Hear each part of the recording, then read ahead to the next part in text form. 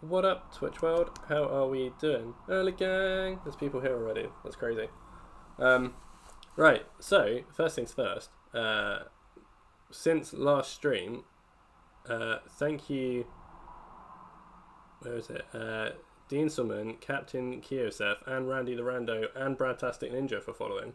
That's a whole load of crazy people. Thank you very much for that. Secondly, right, so today is the chat show, as you can tell, because I've actually bothered, to put on smart clothes. It's my hosting attire.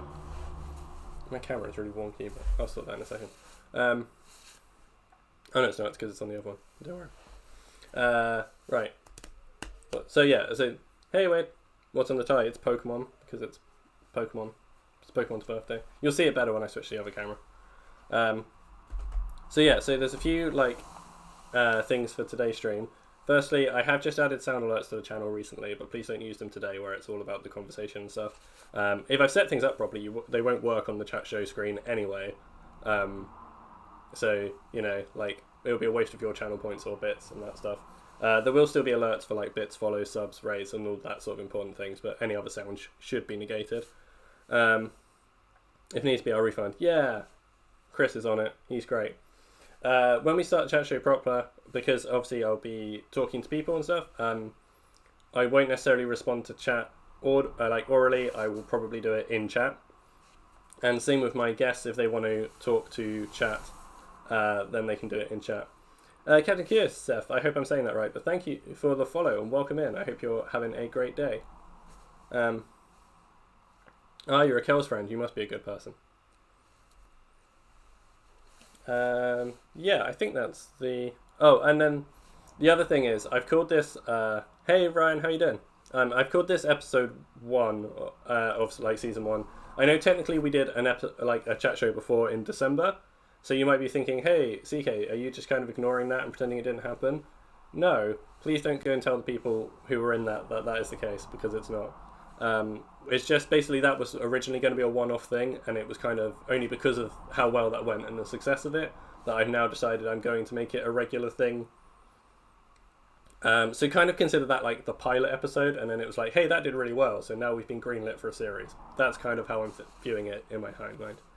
But welcome everyone in. Welcome Wade, welcome Chris, Ryan, Jessa, Captain Kiosef. Thanks all for coming along.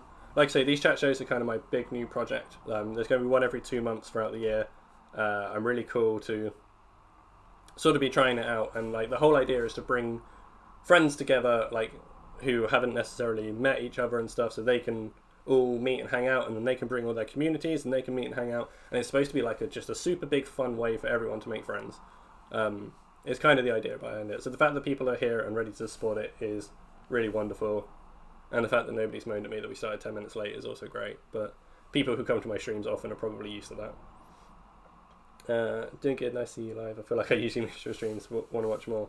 Yeah, my streams usually are just on Saturday. Well, for American audiences, it's Saturday night and Sunday afternoon. Yeah. That being said, going forward, actually, the next couple of weeks, my stream schedule might be a bit weird because I've got a couple of weeks off work. But certainly from the second half of March, that's what it will be. Anyway, I think that's all of the preamble. So let's introduce my wonderful, wonderful guests. Everything going to plan. Here they are. We have the rather wonderful and fantastic Elementality NJ. John, how are you doing today? Hello. Good. How are you doing? I'm doing good, thank you. We have the delightful and charismatic bestie of the world, it's Kels Bells. Kels, how are you doing? I'm doing great. How are you? I'm doing good. Oh, great. Nice to have you. And we have the ever so charming and delightful Ari Daydreams. Ari, how are you doing? Good. How are you? Oh, good. Right. Can everyone just give me a quick sound off? You can definitely hear everyone else. Yep. Pretty sure I heard everyone else. Oh wait, Did you mean the chat or you meant us? I think chat. Both. I mean, I guess primarily I meant chat, but it's good to know that you guys can hear each other too. All right, I put in chat. That's where it counts. It's in the chat is where it counts. Yeah. Cool. Right, so then the other thing quickly before we start actually is one of the redemptions we have on this channel for people who don't know is the cocktail redemption, because we did a few cocktail streams and people quite enjoyed them because I get silly. And where people can either like redeem a cocktail based on themselves or based on a character in a game we're playing. And what I thought, obviously I can't do a cocktail for each of you because you'd have to redeem that yourself. But what I thought would be nice would be to do one that combines all three of you into this chat show. So I've taken one ingredient inspired by each of you and I've made myself something. Oh, so cool. Oh, interesting. I'm really excited to know what the ingredients are. I know, I wanted to too. Yeah. So I've got obviously like elementality. Elements are a big thing in your streams. So what are the elements? Everyone knows it's water, wind, earth, and fireball whiskey. Nice. I love it. Yeah. Okay. Obviously, like Kels is famous for drinking Malibu on stream, so I've got coconut rum. I am. I actually didn't have any Malibu in my house, which is very unusual for me, but it's Coconut Bay, so it's basically the same. I'm actually the quietest of the bunch. Yeah, people say that a lot. I have a real problem with that. This is just as loud as my microphone goes. I can't do anything about that, I'm afraid. And then I was trying to think what drink is sort of what like encaptures the whimsicalness of daydreams and stuff, and obviously that's like marshmallow vodka, right? Nice. I love it. You can add a gain filter to your mic. Okay, I will look into that after today. You'll just have to put up with me. I'll try and talk really loud. Get over here! Elf and Zeus, thank you for getting over here and joining in the fun. You guys can't be up with me. Oh, Alphon. What's up, Alphon? It's cool. You see, this is really nice that everyone's coming in from all different places. This is exactly what the whole point of this is about. Right, so to start off, we're going to do quick interviews with each of my guests. Where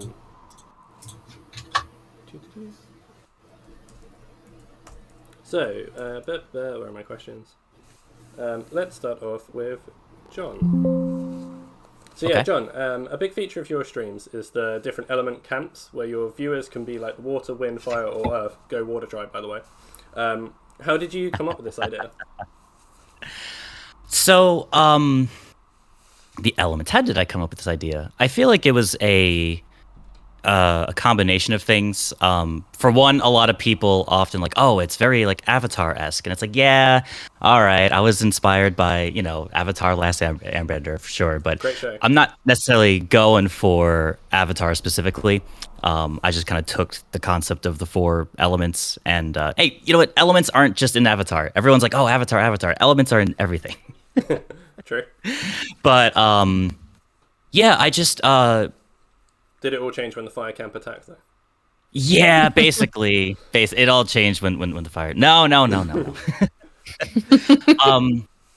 So to kind of go a little, oh my god, how deep do you want to know about the elements and elementality? Because it goes kind of deep. It's up to you, I guess. Like, So elementality is one of my bands that I'm in. I'm a musician. Yes. Elementality is one of the bands that I'm in. We consider ourselves like tribal Hawaiian rock kind of vibe. I play mostly ukulele and piano in the band and lead sing. So I combine the idea of the two words, the wordplay. There's elements and mentality, and kind of combining the two. And aside from it being a band, the concept of elementality is kind of like thinking in the ways of the elements, attaching like emotions and feelings to different types of elements, and then learning to control your feelings and emotions through the elements, your inner elements, right? But then for stream, what I do is anyone who follows or becomes the stream boss with the bits and subs and stuff, they can choose what elements they want the stream to be. So it's like a fire overlay, water overlay, et cetera, et cetera. Yeah, I think because the band's been existed for a couple of years now, and streaming, I've only been streaming for about a year and a half. So the concept of elementality existed before I started streaming. So I kind of just took those ideas, brought it to stream, and yeah, it all kind of accumulated from there. Awesome. So a lot of people have stream avatars, but no one has made them quite such a feature as you that I've seen. Because you've got your custom sprites and the custom boss fights, and then you do like milestones for all the things.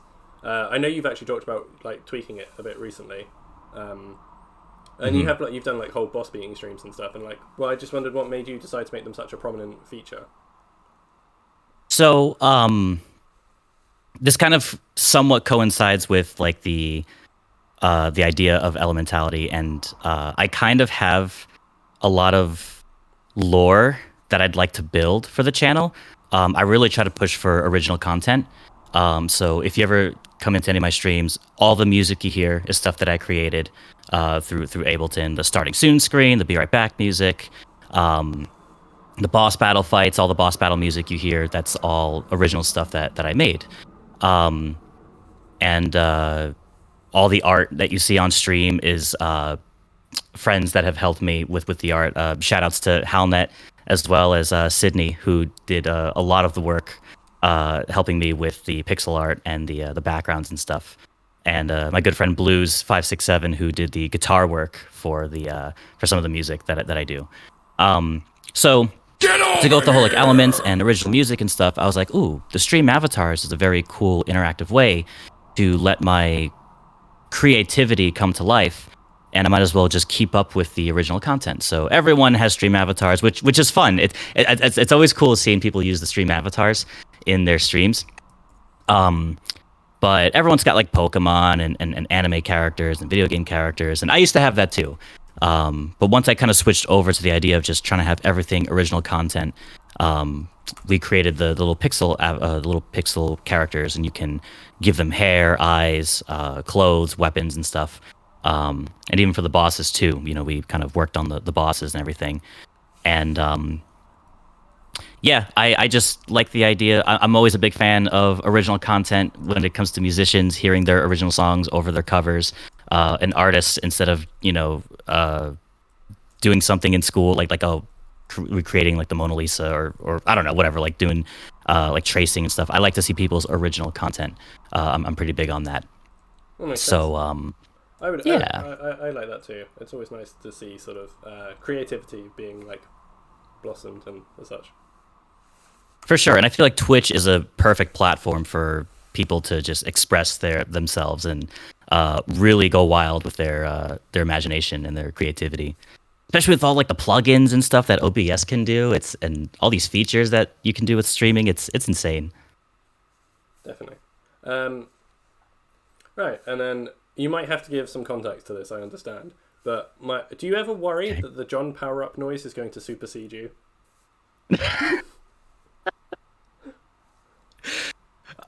Yeah, I made it to explain this first. So one time I'm streaming, right? And I'm playing Amori. And I know Calspells here is a big fan. Oh, you're which way are you? Okay. On Discord you're to my right, but I think on stream you're the other way. Yeah, on my Discord she's Yeah. that way. Yeah, you're over there. So I'm playing Amori, and one of the characters, just the text just said like "Hiya," and it was just like big text like that. But I decided to go with interpret that as like a Dragon Ball Z power up, like ha. So I did that, and I don't know why I shook my fist like this, but everyone thought that was hilarious for obvious reasons. So Halnet goes around, clips it, and I was like, oh, that's a funny clip. That's amazing. She goes around and gives that clip to at least like 3 or 4 other streamers. And then when I hop into their Prez of the Castle being one of them, I hopped into Prez's stream, and there's just a sound command for that. And he types in !Halnet, and suddenly I hear myself doing that power up, and I was dying. I was like, I can't believe, Halnet, you you put this sound effect on other people's streams.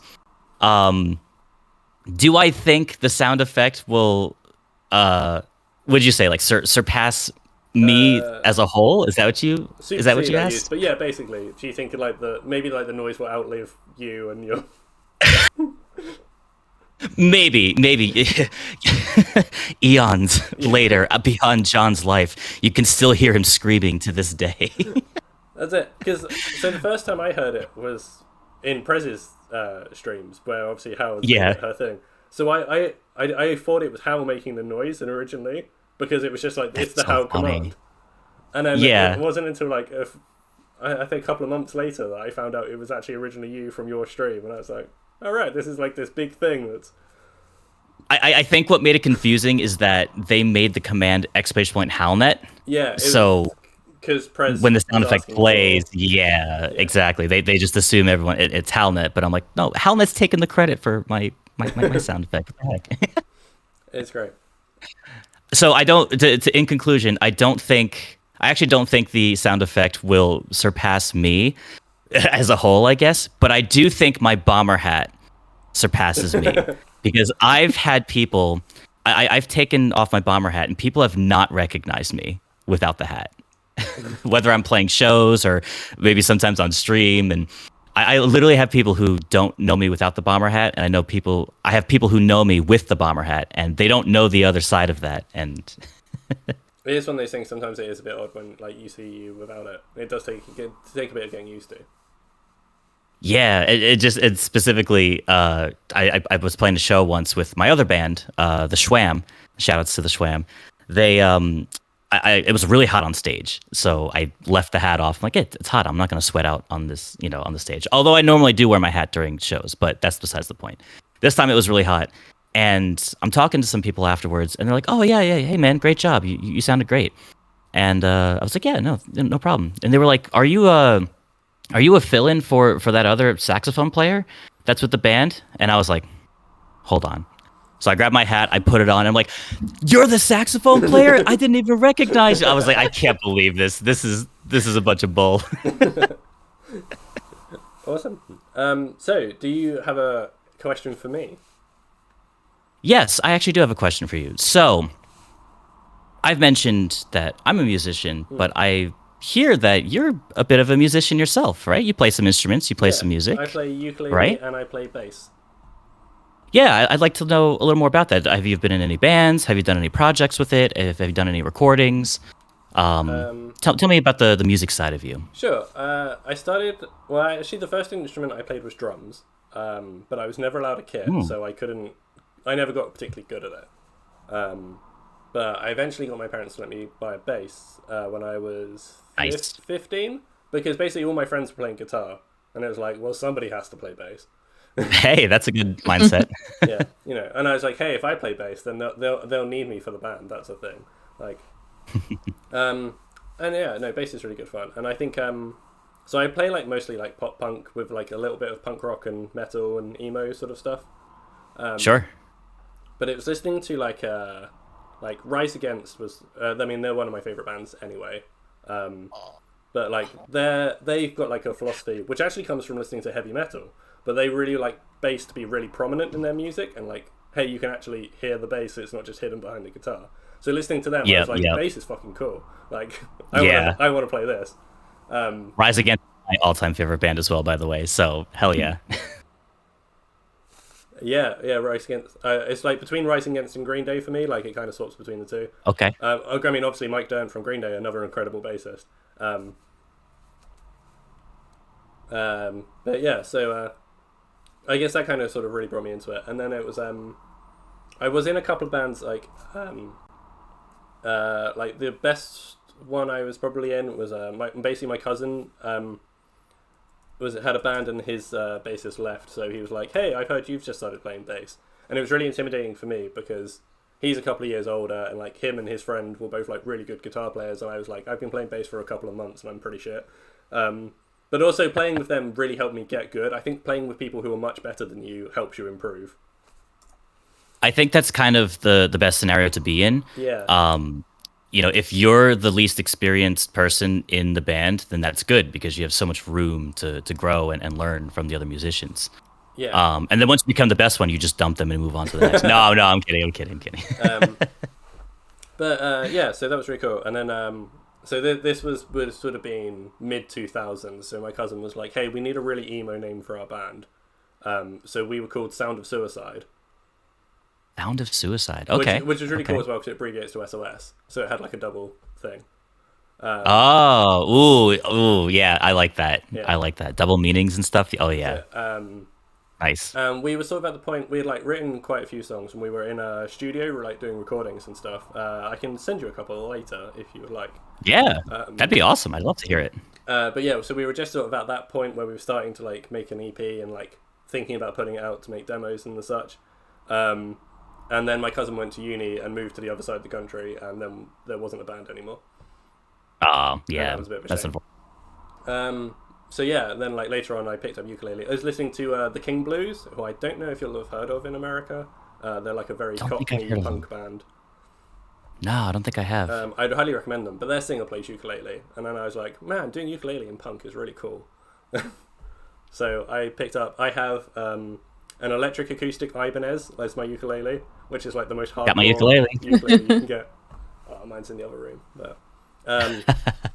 And I also found the problem with being a bassist is people generally don't want to listen to just a bass. I don't know. I mean, I feel like when I've done there's music a streams, I have played my bass and people have listened. But so you know, I sort of think if I'm going to be a singer-songwriter as a solo artist, I need like a ukulele is a more commercially friendly way of doing that. that is true. I do feel like a lot of the I've tried to dabble with like the music community a bit here and there, and most people kind of play either piano and singing or guitar and singing and ukulele and singing, or there's a lot of loop artists that are on Twitch that are really cool. But just playing bass and singing is definitely very different. Niche. Yeah. It's very niche, but it makes me wonder that because a lot of other people aren't doing it, you become unique in that sense by Possibly. being someone that plays bass, you know.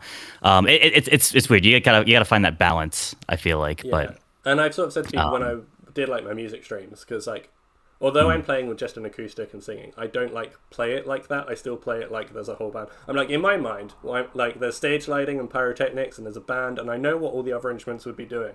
So especially like Sure. if I'm doing like some sort of like screamo heavy stuff, and I'm like this there with my acoustic, and it's just like, I know this sounds weird to you, but in my head it's all like really cool.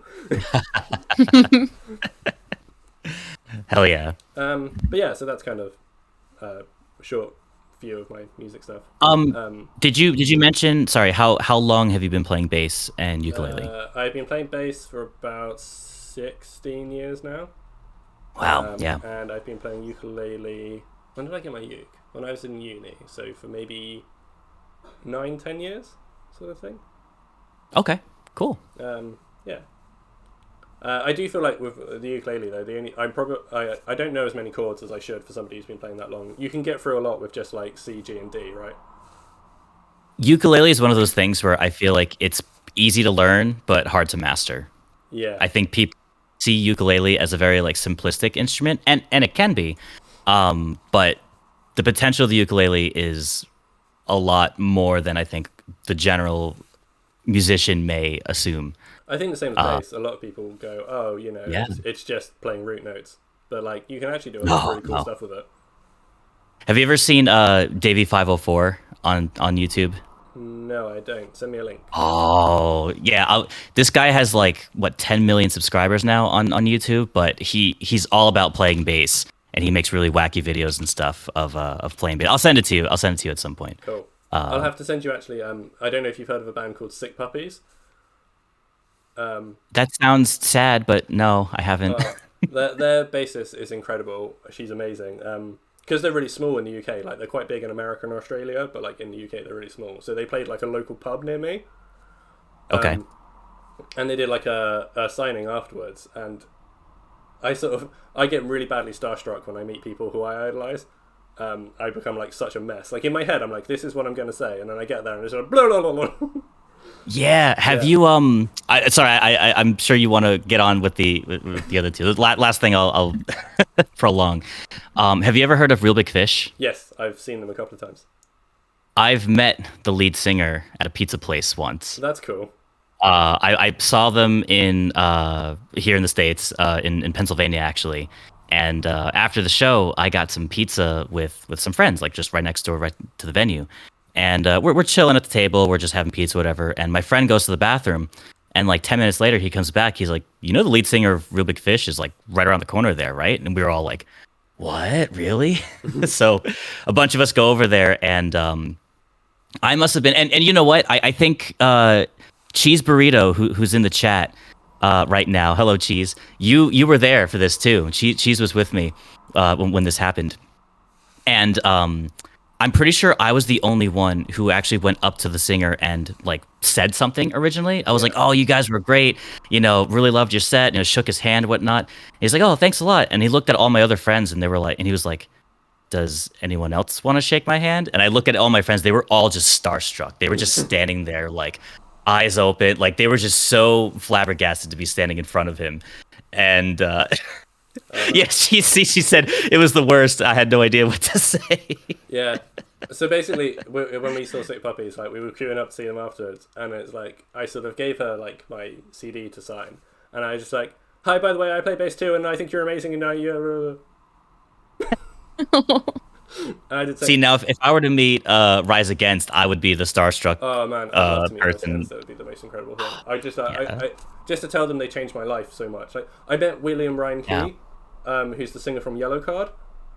Oh, okay. And I was like, it was really weird because I saw him playing a show with This Wildlife, who are a really awesome band too. But I'd only found out about them like a month before because they were doing this show, and I chatted to their singer, perfectly normal, like a human. And then I saw like William Ryan Key, and I was like, I've been listening to you since I was 14, and I think you're the greatest lyricist of our generation, and everything you've done has inspired me. And hi. And yeah, oh my goodness, I just get really cringe. But yeah, so there you go. That's a bit of my musical background. I'll happily talk much more music with you in the future. Absolutely, hell yeah. But for now, let's talk to Kels. Kels. Hello.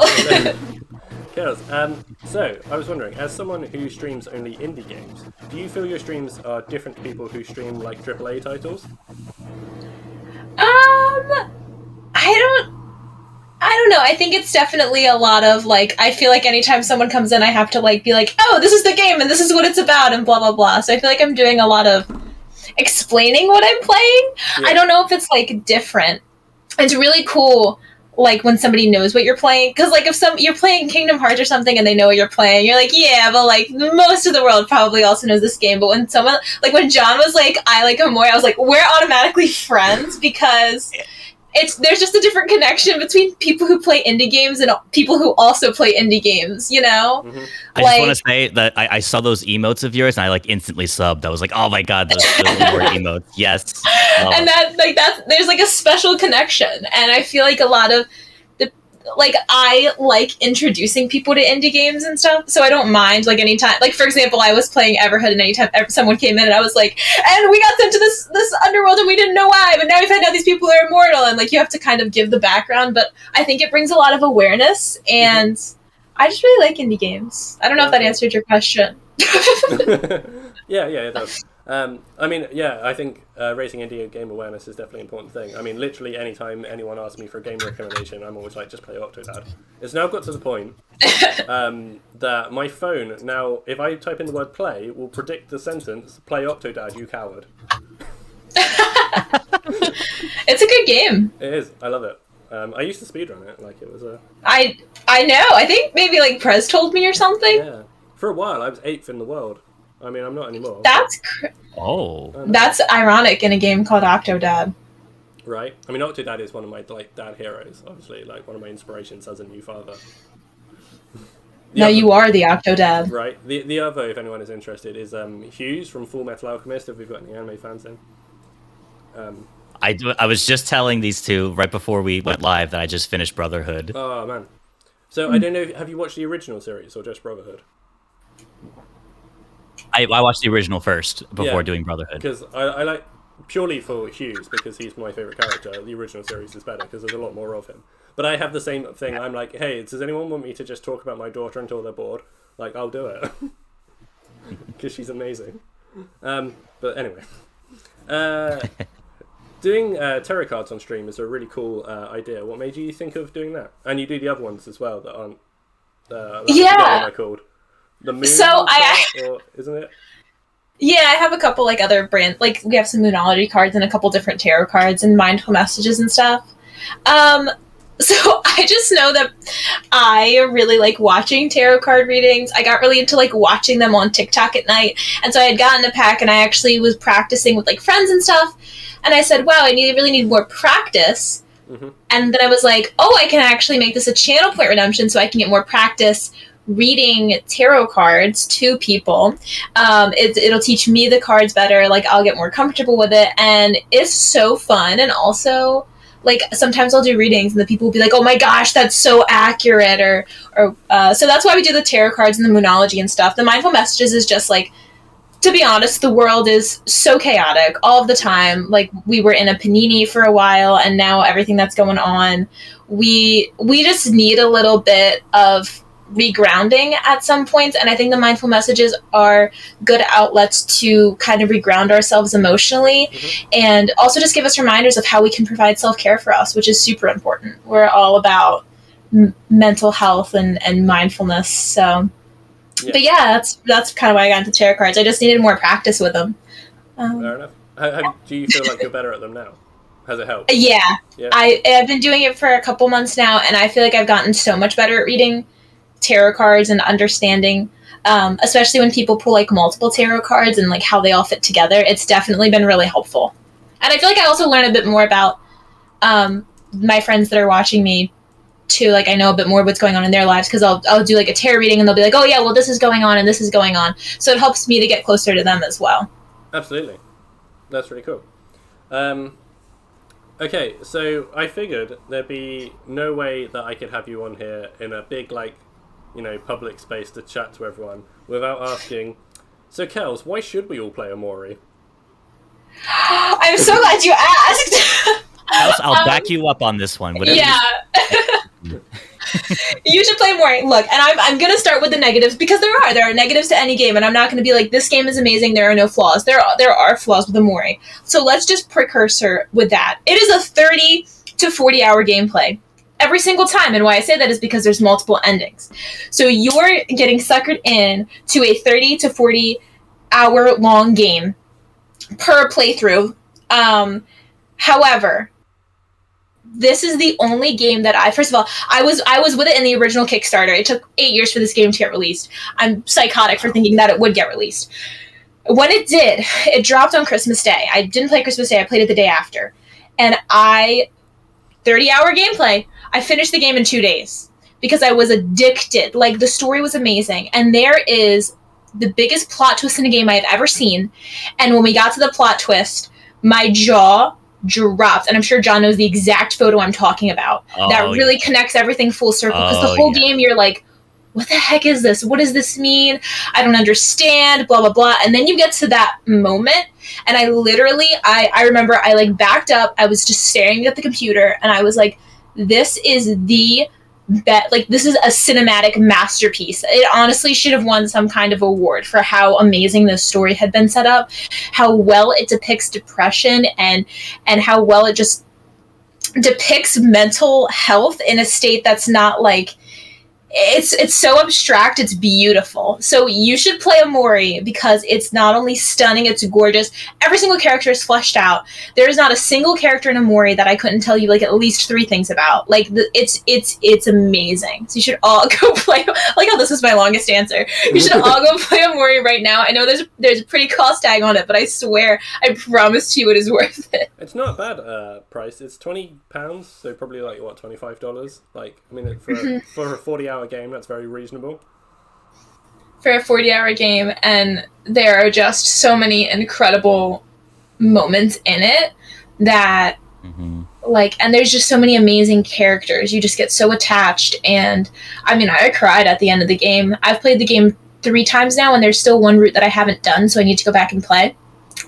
But I have cried like multiple times during that game. I've laughed. Like, I've been genuinely shocked. I've been shaking with fear. Like, I felt so many emotions through that game. It's astounding. Omori for president, as Captain said. I was basically, right, my original plan was when I asked you that, I was then going to be like, well, Kels, I've actually downloaded Omori today. Wait. I haven't. I'm not going to go into details, but I've had a little financial blip. But so I'm going to make you this promise now that in 2 months, when I know all my money's back to normal, I'm going to download Amori. Oh my gosh, you gotta play it. It's so good, and the fact that like there's so little people playing it and talking about it, like it's amazing. And then, like the other thing is, you know, I know obviously like your mission and brand and thing is very much to be the best friend of everybody because you're the world's bestie. And I feel like as much as we get on now, I feel like I can only ever achieve like a 9 out of 10 friendship with you because I haven't played Amori. And I really want that 10 out of 10 Kel's friendship. I want It's the secret level that gets unlocked when you play Amori. When I complete Amori, and I'm like, finally, I understand Kel's. I got the access because I had already played Amori. So the moment I met Kels, I was like, oh, yes, we're going to be such good friends. We were already in. John, I don't know if you can tell this, but... Well, first of all, little fun fact. Kel from Amori was actually supposed to be named Kelsey, and I've never connected more with a character than I do with Kel from Amori. Oh, okay. Interesting. I love Kel so much. Kel's great. He's amazing. Just as a quick side note, while we're on the thing with like mental health and games and stuff, have you played Celeste? I have not. I've had Celeste recommended to me multiple times. I've seen Nate, the Third Knight, play it a little bit, but I don't really know the story. Fair enough. Because, I mean, I only mention it because I think it's the best view of mental health I've seen in a game. And I've just started streaming it like now because I was like, I've played this game before, but I really want to share this beautiful story with everyone. But I don't think there's a better version of like depression and anxiety that I've seen in a game other than Celeste. So, I mean, it's definitely worth checking out. Even if you don't want to play it, like watch a playthrough, or, you know, check out your friend CK's VODs or something. Like, I mean... I need to look into it. It's another indie game as well, isn't it? Yeah. I need to check it out. I'm just finishing Everhood now, which is very sad. It's been, like, the first half of the game is just basically an acid trip. You're like, what is this? And then you get to, like, the plot twist of the game, and you're like, oh, no. And it's the worst experience I've ever had, but 10 out of 10 would recommend. Awesome. I'll have to look at I love the worst experience of my life. I'll definitely look out for that. I have never felt more sad than I did playing Everhood. More than Amori? Like, in Amori, I felt sad. In Everhood, I experienced heartbreak. Okay. Wow. So, like, different sads. That's fair. That's fair. Right then, let's go talk to Ari. Hey, Ari. Okay. Wait, do I ask you? Oh yeah, sorry. No, yes. You've got Oh yeah. I missed that out. Question. Apologies. I mean, I don't have to, I guess. I'll just go. No, you do. Your question. Sorry. I just wanted to know how you named Little Bestie. Oh, okay. She's named after books. So, yeah, Kel's little bestie is my daughter. Because when she found out that Kate was pregnant, she was like, "I shotgun American best friend." You know. But yeah, so she's called. I got it. She's called Lyra Alice. Because Lyra is the main character in His Dark Materials, which were my favourite books when I was a kid. And Alice is from Alice in Wonderland, which was Katie's favourite book when she was a kid. Oh, that's very Beautiful. sweet. Yeah. But yeah, so we, like, even way, like, for years and years, like, before, because me and Katie have been together for forever. Yeah. Quite some time, I feel like. Yeah, like, November, sorry. So, like, the end of this year, we'll have been together 15 years. Oh my gosh! Yeah, that's a big number. So, yeah, just over 14 years now that we've actually been together. Like, in a few weeks, we'll have been married for 5 years. Which is cool. But, like, even, like, way before she was expecting and stuff, like, we knew that if we had a daughter, it'd be called Lyra. Like, that's something we've known for years. Like, because, I mean, I don't know if you've read the books or watched the film or the TV show adaptations or anything. But she's just, like Lyra is such a really strong, confident, awesome character. And we were like, if our, like, daughter can grow up to have those sort of characteristics and, like, be that sort of person, then that would be amazing. So sweet. I love it. Thank you for sharing. That's okay.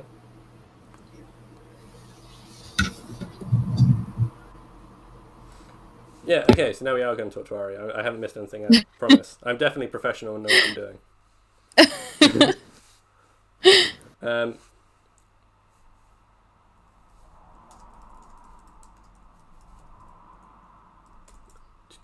Ari, Ari, you're currently streaming the entire Kingdom Hearts series. Yes. What made you decide you wanted to do that, and how are you finding it? You just I- Birth by Sleep now? Yeah? Yes, Yes. we're on Birth by Sleep. I just finished Terra's story last night, so we're moving on to Ventus's story today, after our interview. But playing through the Kingdom Hearts series.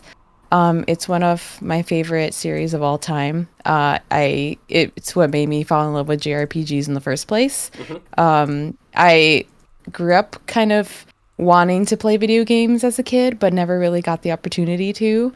Because I think it was like a very much of a stigma back in the day, if for me anyway, for my family, that video games weren't for girls. So I really got a lot of pushback.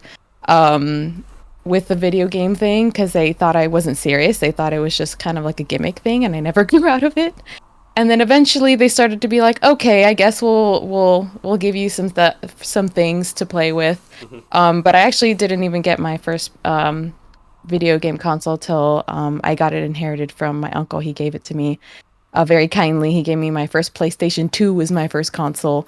And but I didn't have any games to play, and my mom wouldn't buy me any of the games. And so when I got old enough, I saved enough money, and I actually, Mr. Ari, who is my husband now, I knew him way back in the day when I was 15. We've been together since forever. I asked him what video game I should play, and he said he recommended me Kingdom Hearts, and it's been love at first sight, and I've been loving the series ever since. And I guess that's why I decided to play it, because I'm in love with that series, So is 100%. it like the first game you ever played? It wasn't the first game I ever played, but I think the first few games I played was Spyro and Jak and Daxter and the Smash Brothers series, but I played that with my cousins. I never got the ability to play on my own at my house. I would go over to my cousin's house and like beg them to let me play. And even then I would get pushed back. So it was a crawl up to the top to try and get to my dream of playing video games. I don't know why it was so difficult, but I finally got the ability to play, and the older I got, the more ability I got to buy all the video games and watch all the anime and do all the things that I wanted to do. Hence, that's the reason why my room is filled with crazy obsessive amount of manga and figures and all that stuff. But yeah, I think the very first game I played was Spyro. I think that was the very, very first game, and I loved Spyro. I mean, that is every opportunity I got. That's a very good first I played game. it. I loved Spyro. It was so good. It gives me very nostalgic feels. I have been meaning to play the remastered one because it looks really cool. It looks good. It does. It is very pretty. Right. So something I really like about your streams is whenever you get a new follow, you're instantly like, here, have the Discord link, and like make some new friends. Yeah. And I was just like, do you think that makes people feel more welcome? Does it like make your Discord more active and like involved? I don't know. Does it make your community better? I don't know. I don't know if it makes it better. I hope it does. I don't know what actually started that. I think it just felt like the most organic way to do it. Because I don't know. I didn't know, like, I really didn't really start streaming with any specific intention. I think it was just to kind of like practice my artwork, which is how I started in the first place. But yeah, I think I just started saying that because that's kind of how I want it to be. I kind of just want it to be a place for people to chat and hang out anyway. So it kind of felt like the most intuitive way to be like, yeah, just go hang out with your other friends with all your stream friends in there and talk about whatever you guys want to talk about. It just felt the most organic way, I guess. But I definitely like to think that it feels more homey that way. Like it feels more comfortable, and instead of like this daunting, weird like big area of the internet where like everyone's a stranger. I would hope to think that people feel comfortable enough to like be friends and interact like the way they would on stream. Awesome. No, I definitely think it's a very good idea. And then finally, can you explain to people like the origin and story behind? I guess this would be a bit reminiscent of like the John Power noise, but can you like let people know the story behind your favorite sound alert of the Ari Pika Pika? Oh my god. I don't know. So, but for people my who god. don't know, Ari has a sound alert of her doing a Pikachu impression, and she hates it. It's terrible. It's terrible. I got very much bullied into doing it because I didn't want to do it. It was a running joke. I think one of my friends that came onto the stream when I was streaming Breath of the Wild at the time, it was actually one of the biggest games that I was playing. I don't know how that came up. I really don't. I don't even know how we got on the topic of Pikachu, but I jokingly I said Pika Pika like in the middle of my stream or something when I saw like a Pikachu. It must have been like an emote or something. And I said it, and one of the other people that used to come onto my stream all the time, Log, he was like, yeah, you should not do that Pikachu impression. I was like, I'm gonna do it just to annoy people. And I would just say it in passing, but I was just totally kidding. So I don't know how it got brought up again. I just said I would never say it again because it's terrible impression anyway. Nobody wants to hear it. And so everyone was like, now we have to hear it. And then in the middle of me trying to commit or play the Master Trials, the Master Sword Trials in Breath of the Wild, everyone wanted me to say, I'm like, I'm trying to focus on the trial. Why does everyone want me to say this? And it was only such a big thing because it took me like 25 minutes to actually say the words Pika Pika because I was so like I'm like, why, how did I even get here? Like why is this happening? Why do you guys want to hear this? You guys don't want to hear this. So it was like me going on and on and on about how they didn't want to hear it. And of course, the more I said that they didn't want to hear it, the more they wanted to hear it. So I'm like, fine, I'm just gonna say it. I blurted it out and it went crazy because it was such a big buildup that it just became this big thing. And then they're like, yeah, it's immortalized. You have to do it again. I'm like, I'm never doing it again. I'm never doing it again. So that's the only time you're going to hear it. And then they're like, well, what if we make it a channel redeem point? I'm like, that's not happening. And I jokingly said that I'm like, okay, so if I get a certain sub goal, Matt, then we'll make it an alert. But I'm like, there's no way that you guys are going to hit that amount. I didn't think that amount was going to be hit. And of course they proved me wrong. So now it's a channel redeem point on my channel. And now I have to listen to myself scream I scream at the end of that Pika Pika thing. Yeah. And I remember seeing on the clip and I'm like, it's so bad at the end of that clip. And it is truly horrible. I was like so nervous doing it. It was yeah. it was pretty bad. But yeah, I hate it. It's terrible, but everyone gets a kick out of it, so that's what matters to me. Yes, absolutely. Yeah, do you have a question for me then? Yeah, I guess I was actually curious about how long you guys were married, you and your wife, but how did you guys meet? Is what I want to know now. So yeah, right. Well, yeah, I so. As I sort of mentioned already then, yeah, we will have been married on the 16th of March, we'll have been married for 5 years, and so in a couple of weeks it's 5 years. Happy early anniversary. Yeah, happy early anniversary. But we met, so what's really weird is that we didn't meet at school, even though all of our friends are the same people. Like, I think, yeah, that's so funny. Almost all, like, maybe like 3/4 of her friends I was friends with, and you know, she's friends with loads of my friends, but we never crossed paths, which was really strange. And the way they do like college here is, for some reason, the first year is too short. So when you do your exams at the end of first year, you have kind of like a couple of months of second year before the summer holidays, and then you come back and do second year proper. And I don't know why, but that's how it works. And then so it was in that like first couple of months of second year at the end of our first year, we were actually in all of the same classes, but in history we sat next to each other, but purely because like she was just like, oh, I don't know anyone, I'm going to find an NTC. And then I was like, I don't know her, but I was like, it's a name I recognize from school, so I'll go and sit with her because at least there's something like vaguely familiar there, because both of us so are just horrifically shy and awkward. So That's so cute. yeah, so I love that. we ended up sitting next to each other, and then it was like, hey, you're like in my other classes, you're on the other side of the room, I can sort of see you, and I can be like, hey, and then we just got chatting, and it all kind of went from there. Oh, so cute. That's very similar how me and Mr. Ari met, but it was in high school. But Yeah. so we got together when we were 17, and we're 31 now, and it's all still going. Oh, very cool. Yeah, we were 15, I think, when we got together. We met each other when we were 14, I believe. So very similar. It's so cool. There you go. Right, so we move on now to the chatting portion of the show. But before we do that, what would be a chat show without a quick ad break? Hey everyone. So the current thing we're doing on this channel is we're currently having a clip. We have a clip contest every quarter. So over every 3 months, everybody who does the clips, at the end of the 3 months, all the clips from that 3 months get given to my mods. They will vote on what is their favourite clip. Whoever they decide, that person wins a month sub. So as we're heading into March, you've got 1 month left to join this current clip contest. So if you're hanging out on my streams and you see anything fun and want to make a clip of it, that's a good reason to do it. All right, Ari, are you ready? My clip against your Pika Pika clip. Let's go. Oh my gosh. Battle of the clips. Let's do I it. have a feeling yours is way funnier.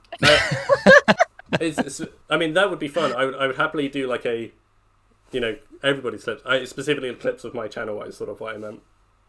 Oh, I see. It's to encourage people to do clips in my thing. Oh, this is awkward now. But no, actually, that would be a Just fun do the thing. sound again here. I I'd like that mindset. I like it. Smart. We'll battle of the sound effects because I do Yoshi. That's I do- true. Oh my God. That's I- the Yoshi. I do a Yoshi too, but it's not as good as yours. Let's hear it. Oh no, it's too much pressure now. No, you gotta do Wait. it. All right, we're all doing Yoshi impressions now. This is it. Oh, Battle of the Yoshi My impression. impression days are over.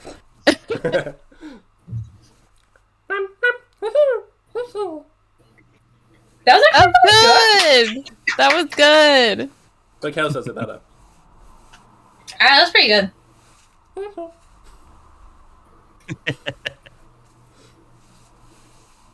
Who's next? Who's doing Yoshi next? Oh, go ahead, John. You got it. You want me? You want me? Yeah. I like he does this in a few of the games, but he does like a Ooh! Coming in with the niche Yoshi sound. I like it. yeah. I feel like we my should all do a goodness. respectful like Yoshi, but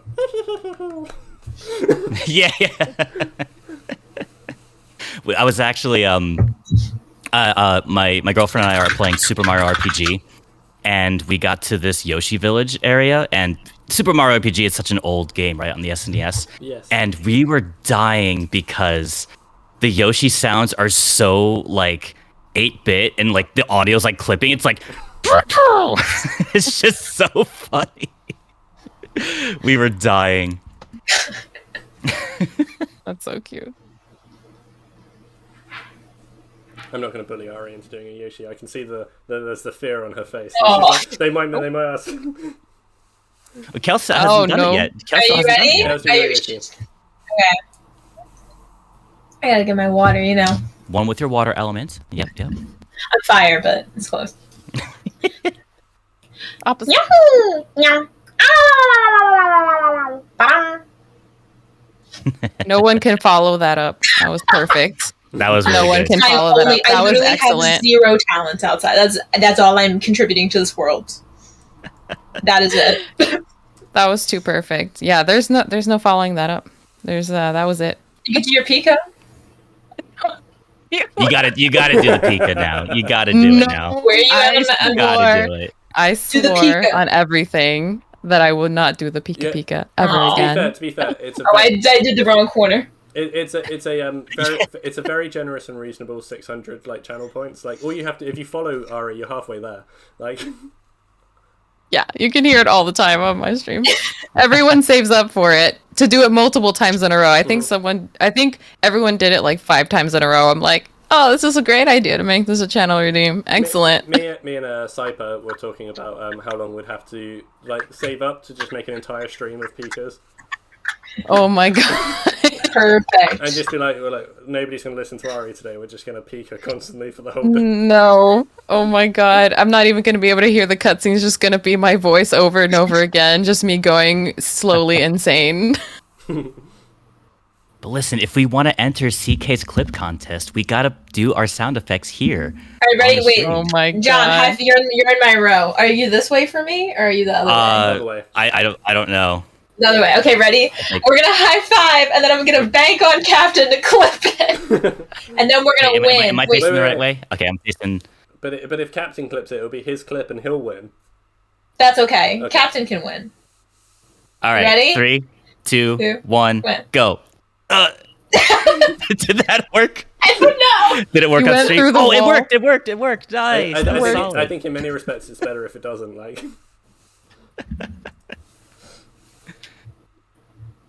No. Yeah. Wow. So, does anyone have any like sort of chat topics they wanted to bring along today? I mean, I've got a couple of things in mind, but also if you've brought anything along, I don't want to take away from that. If there's anything people particularly want to talk about. Well, I guess I know what Kels's is at this point. I think everyone knows, but what is everyone's favorite game or franchise? What do you mean? You already know it, John? I mean, it's pretty obvious, right? Well, maybe you'll throw a curveball at me. Nah, you knew it. She may or may not have already done a 5-minute speech on. My bad. I don't know. Is it more like the most recent game you played, or for like of all time? I feel like this is a very different answer for me. True. Maybe give. I guess I was thinking of all time. I think it's definitely gonna be Kingdom Hearts for me. I think Kingdom Hearts or Final Fantasy VII Remake, which was the first Final Fantasy I've ever played. I bet that's one that's like very, very recent for me. So Sure. that was probably one of the best games I played in a long time since the Kingdom Hearts series. But funny enough, they're all Tetsuya Nomura's had his hand in the pot in both those games. So I think I'm just a fan of his games. I don't know. Nice. But yeah, I've those are my 2 favorite. I've never had the opportunity to play a Final Fantasy game or a Kingdom Hearts game. I mostly grew up with Nintendo consoles. So Kingdom Hearts is always something I've always wanted to play. Although recently I started playing Final Fantasy 14 with some friends. So that's the only Final Fantasy game I've played. The friend Look at song, all those if you wanted original music. Oh, it's only going to do it once now. Normally it doesn't. Thank you for There it is. subscribing, I know we'll be good friends. 'Cause if you Oh, are wait. subscribing, then you are a legend. It's my friend's song. You had to do it again. But wait, thank you so much for gifting Thank you 3 for subs. subscribing, I know we'll be good friends. 'Cause if you are subscribing, then you are a legend. Oh, I see. So it's the alert. That's Yeah, nice. It's the best. it's my friend's song. So yeah, I Wade is also, our friends, okay? We share Wade. I mean, yeah. Fine. In the divorce, you'll take him. I get him on weekends, you get him on weekdays. That's fair. I don't even know what I was saying anymore. Wade, thank you for the subs. Very much. Oh yeah, right. So I've also started doing a new thing to try and maintain like 10 subs a month is a thing on my channel at the moment. Because I always used to be like, hey, I want to hit 50 subs because then I unlock a new emote. But it's ridiculous. It's never going to happen. I don't have enough people on a regular basis. So I was like, if we can just try and keep 10 a month, then that would be a really cool thing to do. So I was like, I've set myself a little challenge to do at the end of every month, as long as there's 10 or more. So bearing in mind that the month ends at the end of this stream, as far as I'm concerned, I know it's technically tomorrow, but I said as long as there's 10 or more, for every sub I have, I've got to do 10 jumping jacks in my first stream in March. So it's now going to be like 170. I'm so unfit, guys. I'm really unhealthy. So No. that's going to be a real fun thing for you to all watch me suffer. I think even the healthiest person doesn't want to do 170 jumping jacks. I I think haven't that done a sounds jumping terrible. jack in like 5 years, so better than me. Can I tell a story? Yeah, of course. That's somewhat related. Somewhat related. Not this past January, but the January before. So January going into 2021. Is that correct? Yeah. Yeah. A friend of mine and I decided to do a 24-hour stream, and it was a charity stream. We were raising money for the. Let me get this correct. It was the National National Association of Suicide Prevention, because my friend and I had lost a friend to suicide before. So it's a pretty relatable topic for us, and we were raising money for it. we kind of did something stupid. We said every dollar someone donates, him and I will either do one curl up or one push up. And how much did we raise? Did we raise over $800? I was gonna say. I think we raised. I've seen people do it like every $10 or something, but every dollar, that is a... We did every dollar because we didn't know, I think our goal was only I think it was originally only 500 or not 500, maybe like 100, or it was pretty low. Yeah. But it eventually went all the way up to like 800 something. So we had an entire 24-hour stream to get 800 curl-ups or 800 push-ups done. I stuck to curl-ups, and my friend decided to do push-ups. And I think we swapped here and there, but my goodness, were we in pain by the end of the... Gosh. But, did you split the 800 or 800 each? 800 each. Oh, no. No. But 800 each. Also, though, you'd have been fucking hench. And genuinely, $800 for suicide prevention, that's, Which was incredible. And it really turned out really well. But my God, our muscles were on fire. Surprised you didn't sprain yourself. So I started off with bigger weights. I think there were just 20 pounds, which doesn't sound like a lot, but it doesn't sound like a lot until you start doing a lot. That's a lot. So then I switched eventually to just little mini 5-pound weights or whatever, and I was able to even by doing a bunch of them, it was still just, oh my God, it was exhausting. And Cheese Burrito actually mentioned in the chat, our friend Bilbo Swaganes decided to do all of that with us, just for no reason. He just decided to, oh, you know what, you guys are doing that, I'm gonna do it too. But I think he also did pull-ups and I don't know. Bilbo's a freaking monster. I don't think he's from this world, honestly. Yeah, for sure. But yeah, when you mentioned doing the jumping jacks, I had flashbacks of that stream.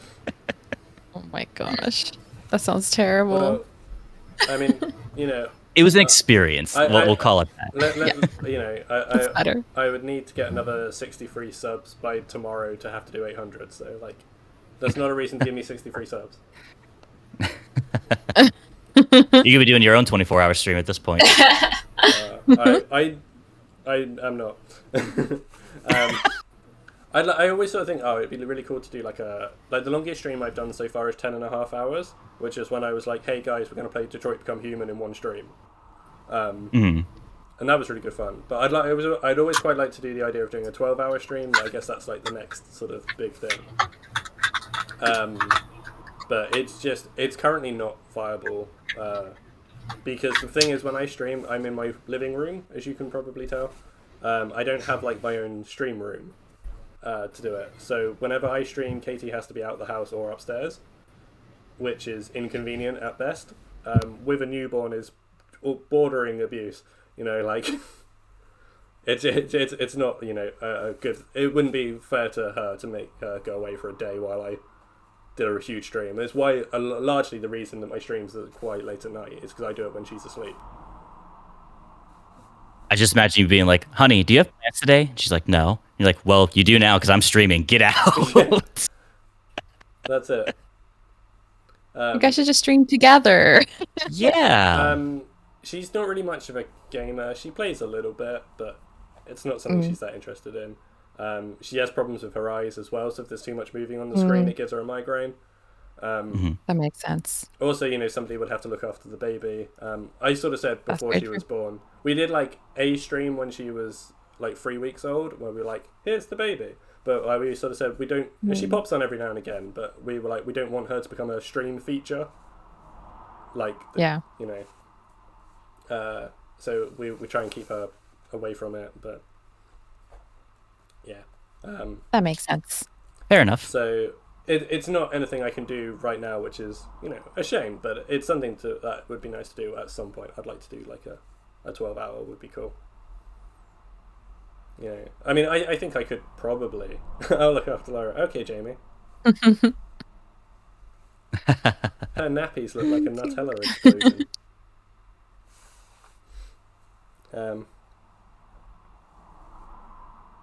Right. Sorry. I never answered your question. So, favorite game franchise thing? True. Yeah.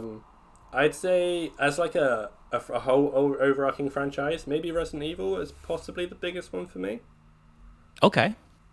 I don't know. It's certainly got to be that. It's certainly got to be up there. I think I've had a lot of fun.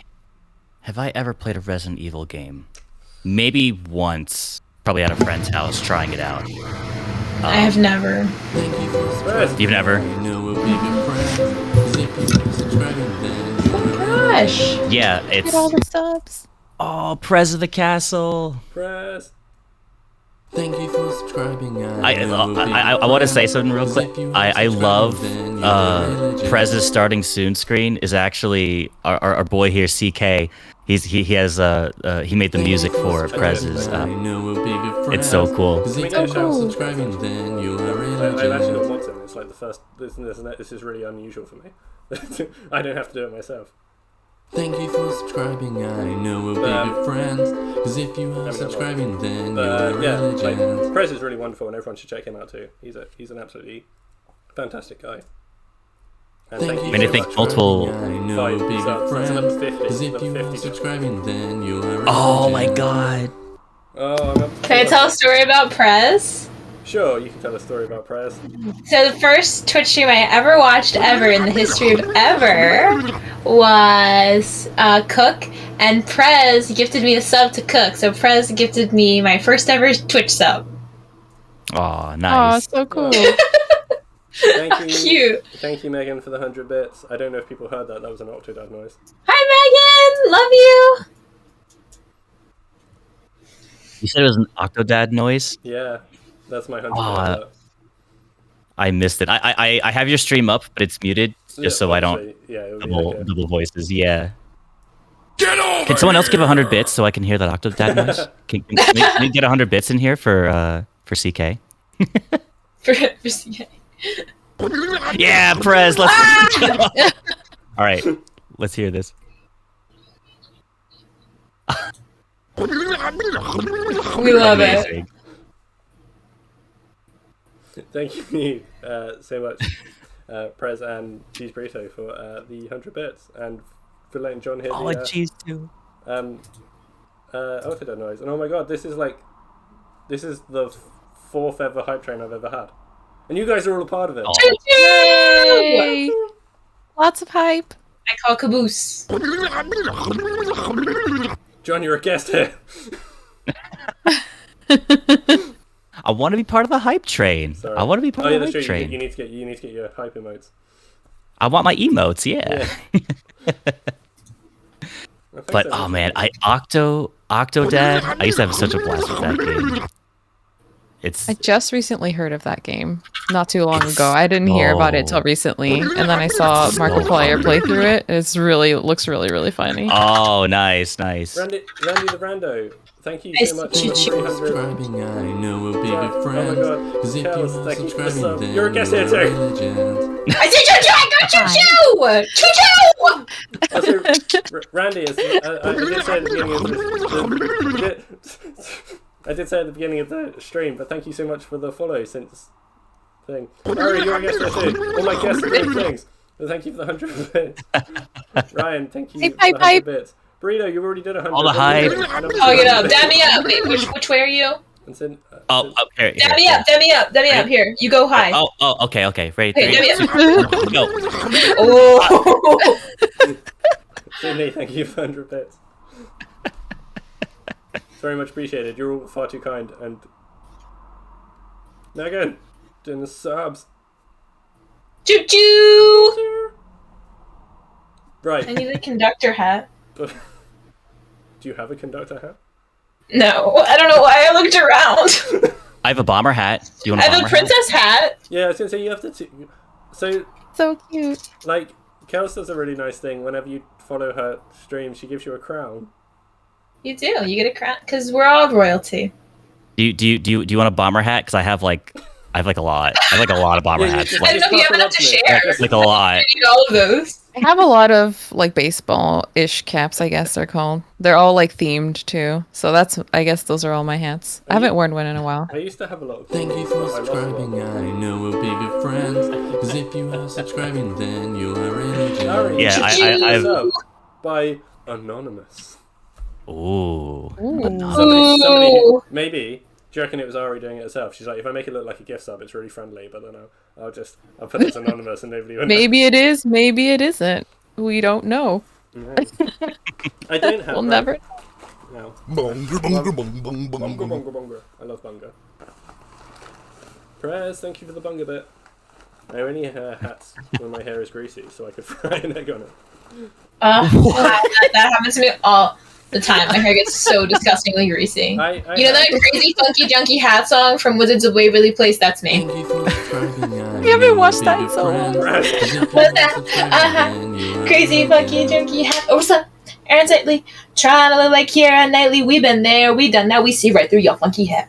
Oh my god, that is so crazy. That was so nostalgic. Holy crap. That was so I'm old funny. like that. I watched that show too, It's gonna be though, and I don't remember. Anonymous person, thank you for the 200 bits. I have, right, while we're speaking of hats, like I say, I used to have a lot of beanies, but I've lost most of them, which is really sad. But I have this one, which Katie got made for me. I don't know if you can read it, but it's got, like, SecondHand CK on the front. And then on the so back, cool. it's got Mishmash Mayhem, which is the podcast me and Wade do. Oh, cool. Oh, nice. Wade, Pog Wade, Dub Wade. I don't Yeah. have. Thank you for I have a channel subscribing, point I redemption know we'll be good to put friends. on a hat Cause and if take you are off a hat. subscribing, So then my you chat are likes to really stack good. all the hats. Stack I might as well hat. you guys get free redemptions Hat, today. stack, hat, stack, Get up. hat, I'm stack, gonna hat, stack. stack. All I'll All the stack hats. We got hats. one. We got two. Then you are really good. We got I don't three. That looks so cozy. We Look got at all the four. hats. For subscribing, Oh my god, I don't know if I we'll can be stack good that friends. many. Hold Hat on. stack. John, I'm We got with you. five. Religion. Can I do the thing? Yeah, there we go. I Five. have to take And the off my final one, headphones, too. 6. I have 6. Thank you Bomber for hats. subscribing, John, I only have 2 tiaras. subscribing, then you are religion. Now imagine trying to play a game with headphones with 6 hats on. I'll put a lot of hats. headphones on Super like hot. this. Thank you And, for like, my ears are down subscribing, here. I know we'll be good friends. And the Cause if headphones you are up here. subscribing, then you are religion. This is, And I just can't hear the game ever. Megan, thank you for the other 5 subs. Give subs. Just Joser, enjoy your luck.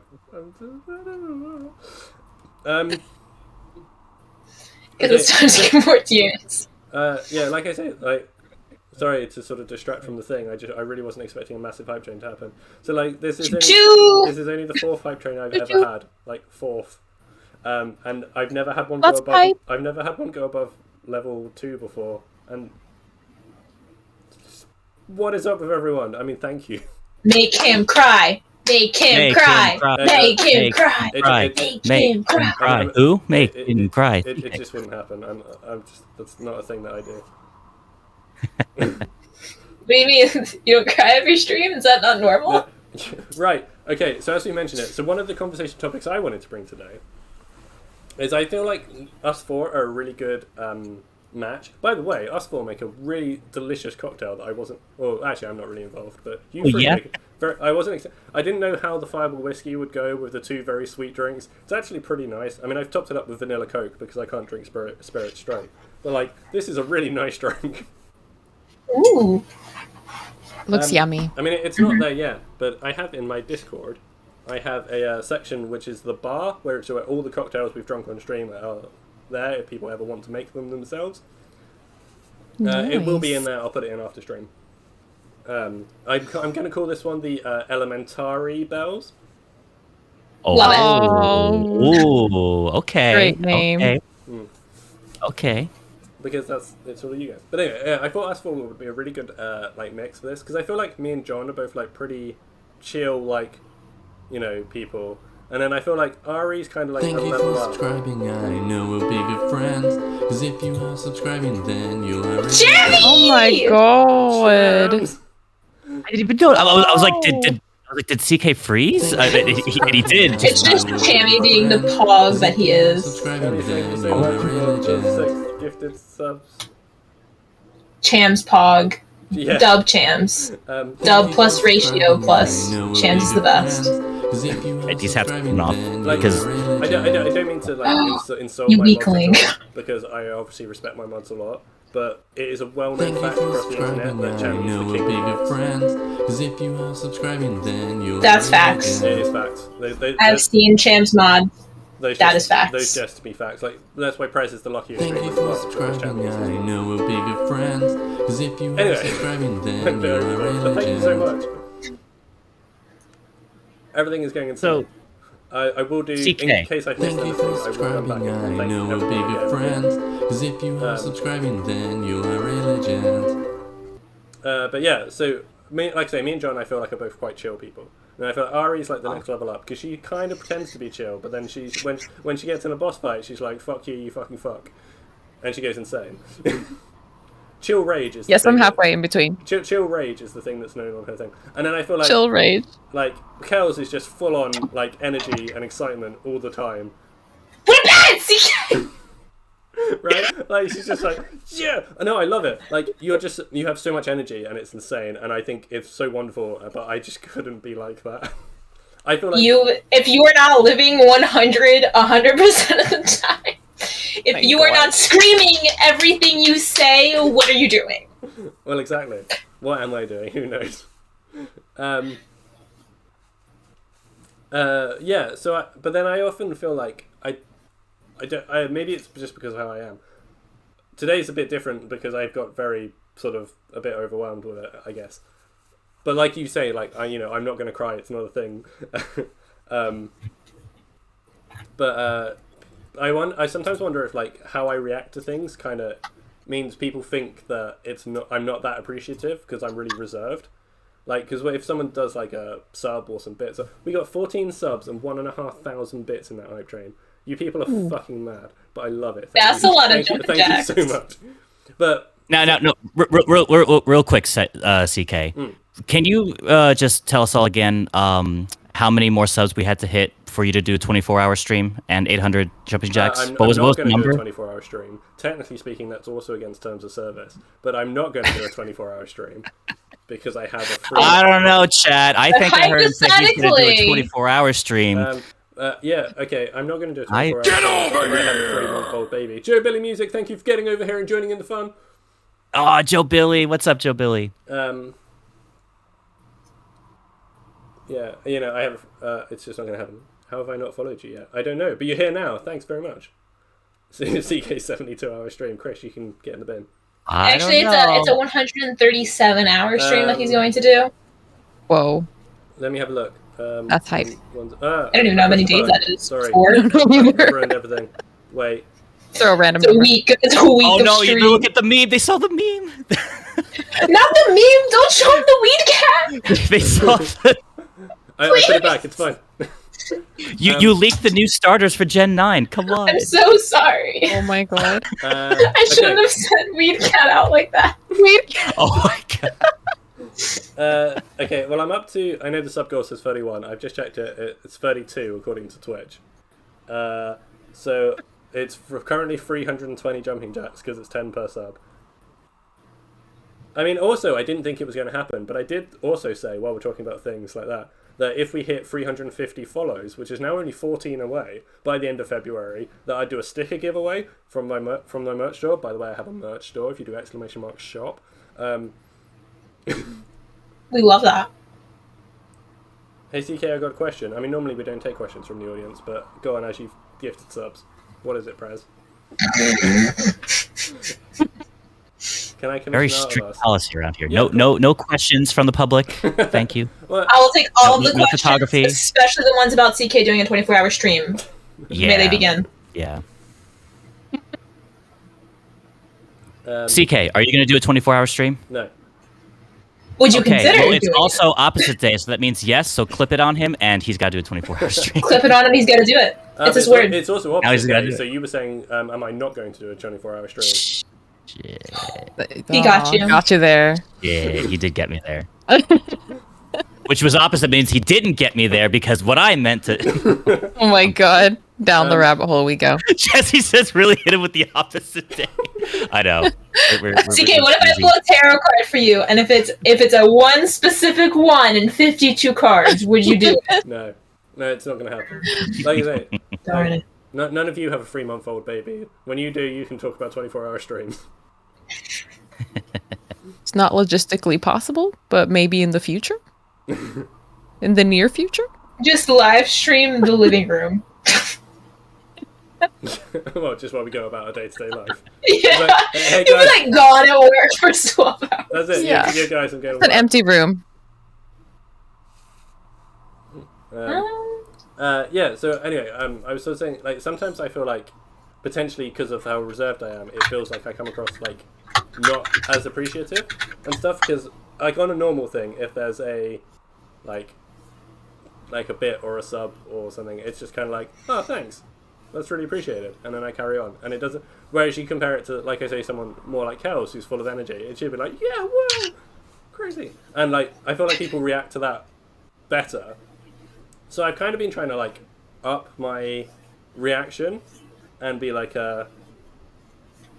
and make a bit more of it. But now I'm really worried that because I'm actively trying to make my reactions to things a bit bigger, then it's now going to come across insincere.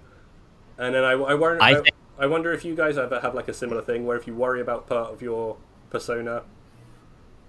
It's so funny because I feel the opposite. Yeah. I feel like people think that my reactions are like so aggressive that they're like not genuine. Because I genuinely, like, I'm one of those people that like I see a really cute dog and I'm like, that is such a cute dog, and I like break out into a sweat and like cry profusely. Like I could not be a liar because every single reaction I have, every emotion reads on my face. So I feel like, but then at the end of the day, I'm like, you know what? I just got to present me. And Yes. Absolutely. that's that. Like, all you have to do, as long as you show up, you come and you be your best, like, then at the end of the day, you gave 100%, you know? Mm-hmm. Yeah, I think Twitch is interesting because if you watch a stream, and this isn't like always the case, but a lot of the time you watch someone play a certain game or a certain thing that they're doing because you like their personality, right? You think about, let's say, Omori. I've streamed Omori, Kels has streamed Omori, but there are a lot of people who stream Omori. So you can choose whoever you want to stream, to watch that playthrough. But you may watch Kels or you may watch myself because you like our personalities. And I feel like staying true to yourself and staying true to how you would naturally react to things is unique in a way. I think a lot of people like to see like the overhype type of reaction, whether it's fake or genuine. Kelsey, I don't know about that genuine. No, I'm kidding. I'm kidding. But I think a lot of people do like that overexcitement, like, oh my god, I can't believe this. Especially when it comes to like bits and subs and stuff. But even my mom brings me like a Wawa coffee drink, she'll be like, oh my god, thank you so much. Yeah. Like, this is the most amazing thing anyone's given me. But it's like a coffee but I think from there's Wawa.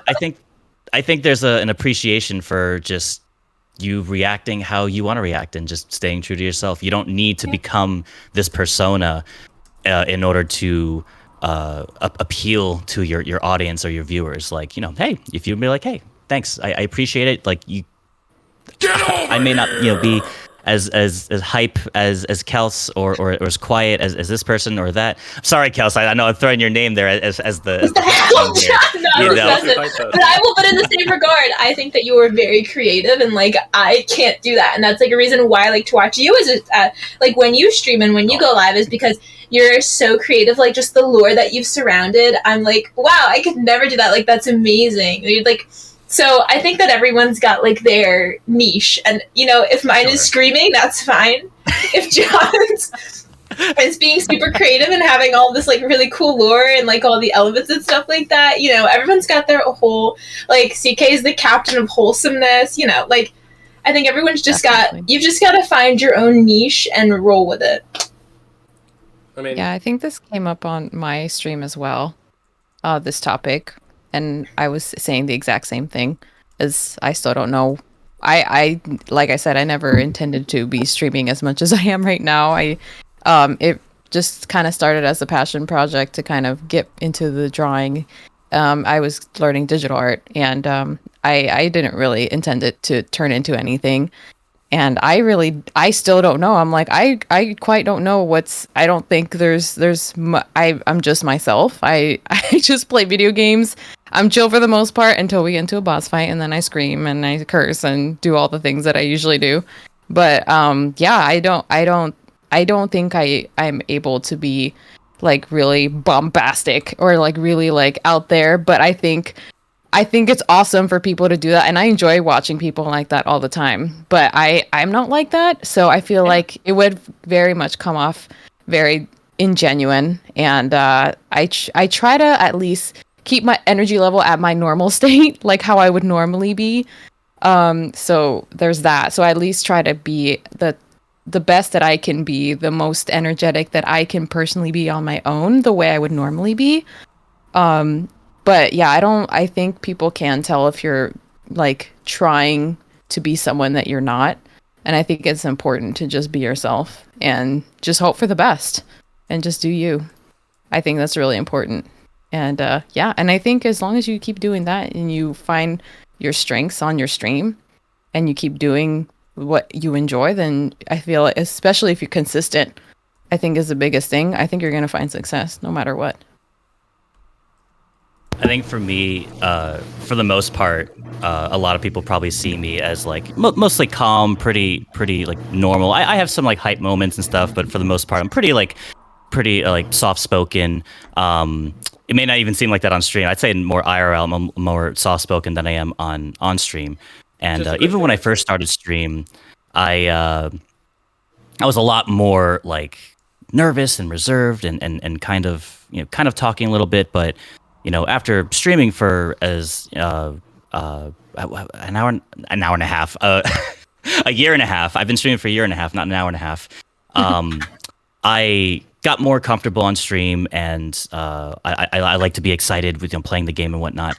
I would probably say though, probably the more chaotic side of me that you see is when my freaking chat trolls me. And I know you're in the chat right now. I know who you guys are. You all know. I'm looking at you, Jesser and Joe Billy and Greedo and Sydney and Halnet and Josa and Inu and literally all. I'm calling you all out. When they troll, yeah. Oh no, I see you, Cheese. Prez.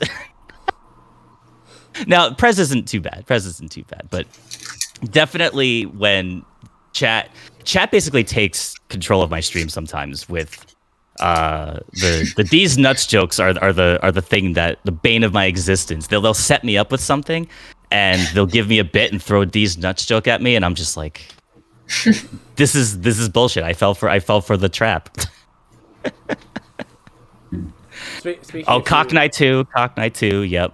Speaking of being soft spoken, I mean that is one of the things. I mean, I think like your voice definitely adds something to like making you seem calm. You have a very like soft, soothing voice. Like if you did audiobooks of bedtime stories, I would give them to my child. Like, yeah, second that. That's such an interesting thing too, because I'm gonna switch gears a little bit now and get a little serious. I feel like like I said, IRL, I'm a lot more soft-spoken. I'm more of a listener than I am a speaker, I would like to say. And I feel like a lot of the time, whenever I do try to speak, I've had conflictions and issues with kind of being talked over or maybe ignored type of deal. And I've always viewed that as like, oh, maybe I'm just not as like outspoken. I'm not as energizing or entertaining. Like, and it's not that like I want to be the center of attention. It's not anything like that. But I think because I'm so soft-spoken, a lot of the times I've kind of reserved myself to be more of the listener than I am as the speaker, because I don't want to be talked over, because it's kind of a slight pet peeve of mine, or I don't want to, feel like I'm being ignored. So people have recently complimented me like on stream, be like, "Oh, you have such a nice voice. You have such a soothing voice. I like listening to your voice." And like, I like was like shaking and like I'm shaking a little bit now talking about it, but like teared up a little bit too. Just like that was just so nice to hear that people like listening to my voice, especially when it's a lot more like calm and soft spoken like that. When it's late night and maybe I don't have as much energy and yeah. So I appreciate everyone who has said that and whatnot. So thank you. I'm glad that it's meant something. And like I say, I think you should consider like, seriously a redeem of like a reader story. You do have a very calming voice. Like I listen to like a lot of ASMR, like maybe way too much ASMR, and you're missing out. You're not tapping into that. Like you could, you have a very relaxing voice. So, all right, I love what do ASMR I need to do as to well. get into? What do I need to do to get into ASMR? Hit me up later. You know I'll be doing them ASMR streams. I was going to say, Joe Billy's just told you what you need to do to get into ASMR. John, will you whisper in my ear? Maybe. It's Perfect. Fun that you should mention your ASMR streams, because that's sort of one of the other things I wanted to talk about today with this group of people. So Mine? Yeah. So Oh. well, it's inspired by you. So because you're here, I would like to bring it to the group. So, because Kels does like whatever. It's one of your channel redeems, isn't it? That you do it. It is when I'm feeling brave enough to put it up, because it goes wild fast. So Kels does drunk ASMR streams. I do. Amazing. And like, I'm not a fan of ASMR. I understand it's fine for some people, but it's not something I get personally. However, I have been to Kels' drunk ASMR streams, and they are still a really fun time because it's Kels, and she's brilliant. The thing is, I scream 24/7, so I feel like it's a punishment. Like, it's the worst thing in the world to have to whisper for 2 hours, and people love that for some reason because, well, just like you said, John, all of my friends hate me. So they just want to see me suffer and not scream for 2 hours. But yeah, that's where the drunk ASMR. I mean, I just add alcohol to anything. Let's be honest. But that's where the drunk ASMR came in. Yeah. So I wanted to know, I guess, from John and Ari, is there like anything that you haven't done on stream but you would do drunk, or is there anything you'd only do on stream drunk? I'll go first real quick. I've never been drunk in my life, and I don't plan to. Oh, fair enough. Yeah, I drink a little bit. I drink, some like stouts and Guinness and stuff, but I have been tipsy off of soju, but I've never been drunk. To be fair, I mean, I think that's a better way to be. I've only been drunk like a handful of times. So it's not. I didn't really drink at all. Like I did when I was like 14, 15. I used to drink, not like excessively, but as a teenager. Does because I had a few friends who were a bit older and stuff, and then around like 16 I stopped drinking, and then I didn't really drink again until I got married, because like, not in like a bad way, it sounds really weird when you phrase it like that, but like, Katie enjoys rum very much, so she got me a bit into like having the odd drink here and there, but certainly like as an adult I've never really been drunk. I think once you get to tipsy, that's a good place to stop, because it's sensible. And we're all going to sound like really boring adult people here, but like. And with to be fair, oh yeah, go ahead. With the soju, I only got tipsy because I was just having dinner with my girlfriend. We were having miso glazed salmon. We had some soju with it, and before I knew it, I was like, "Whoa, why do I feel weird?" And she's like, "Did you have too much soju?" I was like, "I might have had a little bit too much soju. It's really good. I mean, I should probably stop." But yeah. I was just gonna say, the only reason I end up getting drunk is because I'm like the lightest lightweight in the world, so it is genuinely the equivalent of 1.5 drinks for me. Wow. So, John, we're living in a little bit different worlds here. Yeah, different worlds for sure. Yeah, I guess for me it's a little bit different. I used to be kind of like the same way. I actually was very extreme about it at first with alcohol. I was actually very, very much against alcohol because I grew up with an alcoholic parent. So for me, it was like very much like, that is horrible. I'm never gonna touch it. And it wasn't until I got older, I wanted to kind of get over the fear of it. I'm like, well, I'm super afraid of it, but people around me are obviously gonna drink, and I had like an irrational, like overly extreme fear of being around people who were drinking and just drinks in general. I'm like, if I experience it, I might understand it a little bit better, and that kind of helped. But then I'm like, oh, if you drink, you don't have to be an alcoholic, which was a really hard thing for me to get into my head. And so I'm like, okay, so I started drinking a little bit that way, but it was like a year early. Everyone around me in your teens is always drinking in high school, and I think I didn't drink until I was like exactly like 20 on my 20th birthday, which is like a year early for a lot of teenagers, or for a lot of people, I think. And then I thought this was fun, so I started drinking often. I think it was right before I was 21, so it was like the peak year where you're drinking all the time.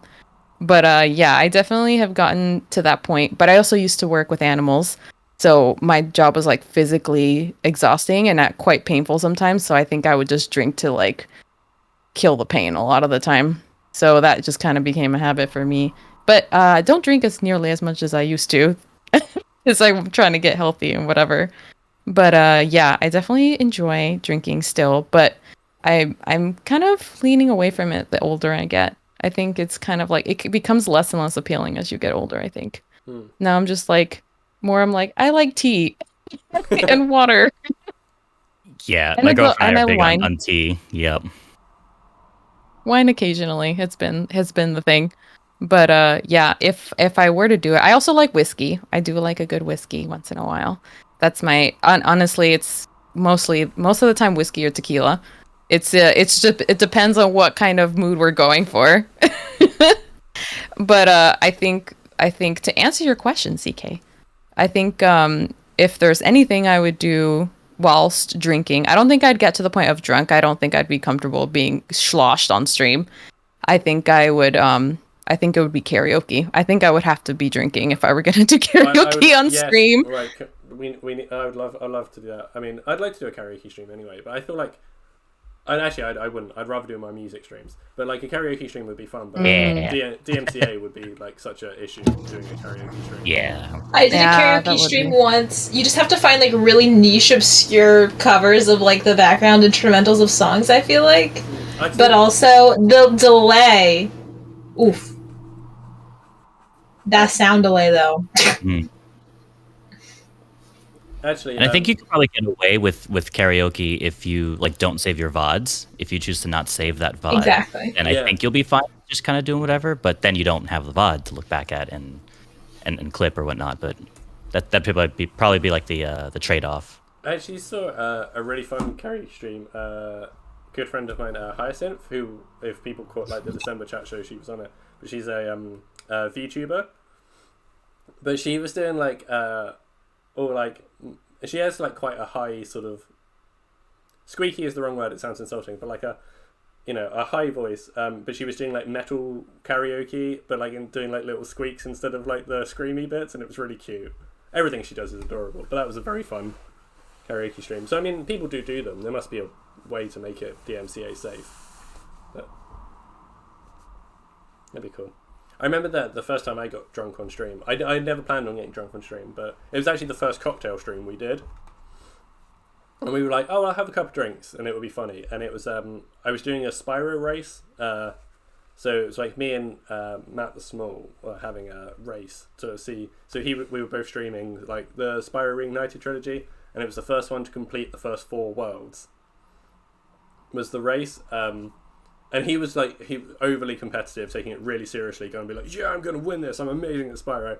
And I was like, have your laugh. I'm going to put on a Spyro onesie. I'm going to make a few drinks. And really different attitudes to it. And yeah, that was the first time I ended up getting pretty drunk on stream, because cocktails were a bit stronger than I anticipated them being. That was funny. Always dangerous. Yeah. I believe actually that was also the first time I said I dropped a C-bomb on stream. I was like, what? Because originally I was like, fucks and shits are kind of okay, but a lot of people get funny about that word, and I was like, I won't do it on stream. Now it's become a much more of a, we won't say it much on stream, but every now and again, if it's okay, But yeah, because I think I let it slip then, because obviously I'd had a bit to drink, and something annoyed me, and I just, you.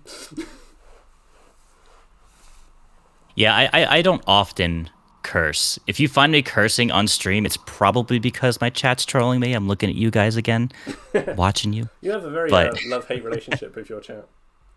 It's it's great. Not me, right, John? I've never done anything to make John mad. No, I don't. Hey! Don't look over. Wait, which way are you? Don't look over here. I was like, which way are we looking? Jesse says, nope, only really late at night. Yeah, if we've reached the 2 a.m. part of the stream where I'm getting tired and chat is still trolling me, I'm just like, I'll throw a few F-bombs out there. But even then, it's not usually in my nature to curse anyway. Fair enough. Wish I could say the same. Yeah, I should say I'm quite sweary. My mum hates it. Yeah, I swear quite a bit. My mom's the one who taught me how to swear, so it's her fault. We had Get over here! Right, Thomas, thank you for getting over here and joining in the fun. Welcome in. I hope you're having a good day. Mortal Kombat, actually. Sorry, John. Franchises that I love completely. Mortal Kombat. Oh my days. Oh, nice. I got the first Mortal Kombat on my SNES when I was 5 years old, and it blew me away. My first console was the Nintendo 64. So whichever Mortal Kombat was on the 64, I played that one a lot. 4, I think. Was that 4? I'm gonna say 4. Because the first 2 were SNES and Sega Mega Drive, and then the third one was PlayStation 1. So yeah, I think 4 was 4 was the first 3D one. That was the one on the N64. Gotcha. Yeah, I played that one a lot. That was pretty fun. And I guess just to continue that, my favorite franchise, I feel like it varies between maybe at least 2, but I think it's between Pokemon and Zelda. I can go so deep into Zelda lore, especially Breath of the Wild. It is so crazy how much lore and theories and secrets that Breath of the Wild holds, and I've literally talked with people for hours and hours on end about Breath of the Wild stuff and all the theories that come out. I'm so hyped for Breath of the Wild 2. I can't even tell you. Me too. It's so exciting. I think the only thing I ever go deeper with lore, and chat's gonna freaking laugh at me because I bring this up a lot, but One Piece. The anime, the manga, One Piece. I love One Piece, and I probably go deeper with the theories and lore with that further than Breath of the Wild. I wish I had 3 months to watch One Piece. You know what? It's too long. I can't start at this point. I didn't hop on the train, and it left without. Very intimidating. Someone once said it is very intimidating. I understand. I've been there before, but it is so worth it. And actually, the manga right now is really hyped right now. There's a lot going on in the manga. So I've been recommending to a lot of people to catch up with the series now. It's because it's going to take some time before things flesh out fully. So if you start it now, whether it's the manga or the anime, there's places on the internet where it's called One Pace, where they really condensed the anime to be something a little more watchable. They cut out all the fluff and the filler stuff and whatnot. Yeah, I was gonna say if I had something to like cut out all the fillers, then maybe I could catch up. Yeah. My thing with One Piece is one of my friends once told me, it was like, oh yeah, it gets really good if you just get yourself through the first 200 episodes. And I was like, that is too much of a wall. Oh my god. Like, I'm not going to sit through 200 episodes for it to get good. Like, It's man, if only you understood. If only you guys understood. I can't keep going with this. yeah, I was going to say, chat is very much telling me I need to change the subject, or this is going to become a One Piece podcast. It needs, yeah. Otherwise, this stream's gonna go longer than you anticipated, and it's just gonna be me talking One Piece the whole time. We talk about Otakoi, the best anime of all time. What's a But y'all don't wanna have koi? that. What's a koi? Otakoi. It's I don't know about best anime of all Did we just become time. best friends? Immediately. Oh my god! Can we They're talk actually- about Hirotaka and how All of he's my a god? manga, all of it is back there behind me, and I can't wait for the next season. It's so good. It's screaming, crying. I'm literally obsessed. Wait. Obsessed. Chat saying we should change the subject again. Apparently, this is also toxic. Okay, So wait. let's go back to One Piece. Let's go back to One Prez, Piece. I will not stand for this What's a slander. koi? It is the best anime. So, It's so I'd good. say that today's been a relatively good success because people are making friends. 'Cause, I mean, I knew like Kels and John kind of knew each other before, but like We're best friends, right, John? Ari John? like hasn't met these guys before, and Yes, now we they're are really good friends because they do the same. Yay! You know, and hopefully all your communities Yeah, right. mixed and Yes, become friends. And 100%. I don't know where you are in the corner. you're, Just in your corner, Just just in the basement. Let me Down out. there. Let me out. I can't get to you. So I feel like No. it's probably a reasonable time to move on to like the final section of today's thing, where each of the people who are along has brought like a tiny little story to tell from something from their life. It might be streaming related, it might not be, I don't know. But before that, what is the Chad show about outbreaks? So, hey guys, I mean, I mentioned it briefly earlier, but if anyone's interested, I'm sure you won't be, but I made it because it's what streamers do. But if you do ! Shop, you can buy secondhand CK merch. It's cool and it's fun, and I'm not wearing any today because I'm in my hosting attire. But, you know, there you go. Prez has done it. He's not even a mod, he's just good. But, you know, there's stuff with the secondhand CK logo, and there's stuff with the first emote I did, which is like Siegfried the Sleepy Sloth. Obviously all my emotes are Siegfried the Sloth. All you many people who've been gifted subs today can appreciate all your Siegfried the Sloth emotes. There's also now 2 follow emotes, so even people who just follow him. That's cool. Anyway, who wants to go first with their story? I'm actually gonna run to the bathroom, so I'll be right back. Alright, okay, well, who's Okay, I know And then those, maybe I'll be so- back with the story. I lost. Okay. Sorry, friend. Well, Okay. yeah, wait. Do- We can wait. Till Should we John wait? Yeah, we'll wait till John gets back. Okay, we wait. We'll We wait. pad time awkwardly. So We'll just talk about Wotsukoi while he's gone. but Let's I- talk about Hirotaka because, oh, what a man! What a myth! What a legend! Such hype. Guys, Such hype. Oh my for God. Wotsukoi. Guys, what I've just learned for everyone is that you need to find somebody who, you know, likes you as much as Kels likes whoever that person she just mentioned is. That's your life goal. The fact that you don't know CK. I don't really watch much anime. I mean, I don't really watch much. We've been of friends anything. for like a year now, and you still haven't watched. It's not even that long. It's like 8 episodes. It's not. This It's is- very short. This is genuinely the first time I've ever heard you mention it. Yep, this is the first time I've ever mentioned it. Right, guys? Right, guys? Right, everyone that's here right now? I've never mentioned this anime before in my life, correct? All I'm hearing is that Kel should do a flip. I'm not gonna do a flip. They've been harassing me to do a flip for 2 months! They can't just flip! I can't do a flip! Oh my god, what did I miss? Hi, John. Hey, Oh John. hi, hey, So, Hello. John, hi. Ari's going to tell us a story. all right.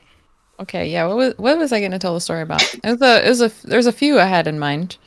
But I think how I started streaming, I think I already kind of touched on that a little bit. I just started doing art, and then yeah, so that we can skip over that one because I kind of touched on that. Um, but yeah, I think we kind of touched on my relationship with Mr. Ari, but I'll tell a little story because I really like that story, and everyone likes to hear that story for the most part. But yeah, so me and Mr. Ari have been together. I think I'm already losing track. I think it's gonna be 14 years this year, or 15. We've been together since we were 15, so I don't know. It's been a long time uh being married to him, but we are still very good best friends.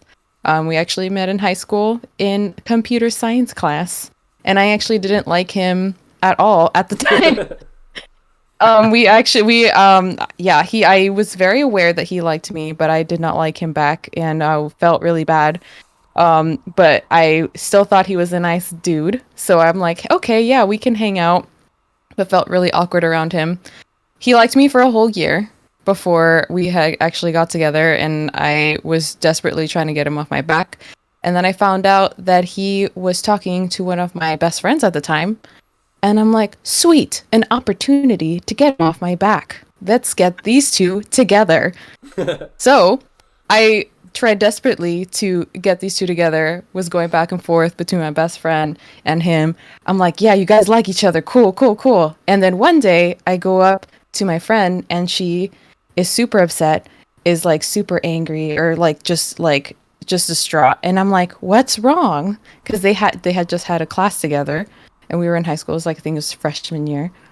And I'm like, well, yeah, what's wrong? And she's like, go ask him. And I'm like, what did this guy do to like make her so mad? And so I went up to him and I'm like, hey, what did you do, dude? She's super pissed. She's like, nothing. I think she just overheard me and his friend at the time, Chris, say that I wasn't that into her. I'm like, what are you talking about? We've been working towards you guys getting together. What is up? And I'm like, okay, fine, whatever. And I was trying to console my friend, but this kind of diluted over time, like within a span of like maybe like a week or two. But it actually got me and him to start talking. So he basically used it as the opportunity to kind of get closer to me in the process, because he apparently still liked me. I wasn't aware, and just continued to talk. And then he coaxed me into liking him, and then I started liking him because he was a sweet guy, and we started getting to know each other. Yeah, and then we got together. I think our first date was a phone date on the phone. We watched Poltergeist on Halloween, which is really funny because we actually we arrived the day before our wedding day was on Halloween. So all of our major holidays with our relationship is from the 31st of October to the 1st is like when we got married, and the 4th is when our anniversary date. So it's all within like that first week of November, which is really cool. But yeah, we got together around that time, and yeah, we were long distance for 3 years as well. So that was rough when I was in college. And then yeah, he was in the military for a little bit. So that was a little bit rough, but we got together, moved in with him eventually, and he asked me to marry him, and now we've been together for a really long time, and we're high school sweethearts, and we're still not annoyed with each other. We still enjoy each other's company, so that's great. But and we both love video games. We're big video game people, so we get along really well, and we both like to binge video games. So it's great because when he is really obsessed with video games, then yeah, he can be on his own and do his own thing, and I don't say a thing because I go binge my own. So it works out. But yeah, that's a funny little story of how we got together. I basically burned bridges in order to be with him. That's really sweet and lovely, and I'm really sorry I laughed. Wade just no. Wade just randomly wrote "two sexy men too much" in the chat, and then went, "Oops, wrong chat." It's not the wrong chat. We are two sexy men. Sorry, and I didn't mean to laugh at your. No, you're totally fine. Lovely story. I figured. All four of us are two sexy men. It's great. Yes, we transform or combine to be the equivalent of two sexy men. It's crazy. One of them has a monocle. You'll never guess which one. It's like that episode of Rick and Morty where they all like combine to make like the robots. Yes. I'm the right leg. Oh my god. You know what? Honestly, we're just Octodad at this point. We are. We're each just a different limb of Octodad. Two sexy men or a singular Octodad. All right, this is getting a little weird. How about Kelsey?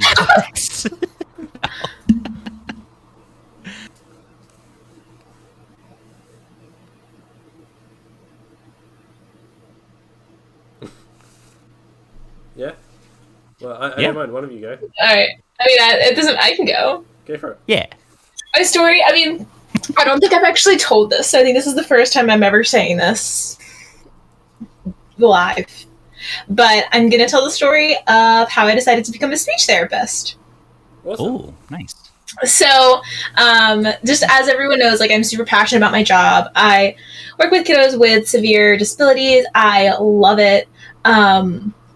And yeah, just I'm so lucky to be able to do the thing that I love every single day. Like it does not feel like I'm working a day in my life. And being a speech therapist is the best job ever. If you don't know what you should do with your life, you should totally become one. But my camera decided to cut out. I'll be right back. Just give me a second. All right, cool. So when I was like 8, I went to an orthodontist and I had braces to get my teeth to come together. I had a gap in between my two front teeth so wide you could fit a plane through it. So you can tell they did a really good job. But the orthodontist was like, if you don't go to a speech therapist to fix your swallow because you like tongue pushes against the two front teeth, when we take the braces off, that's why the gap was there. The gap's going to come back. So we're like, okay. So there was only one speech therapist in the area that took my insurance. So we went to him. He called himself Dr. Insert name here, but he was not a doctor, so it was already sketchy to begin with.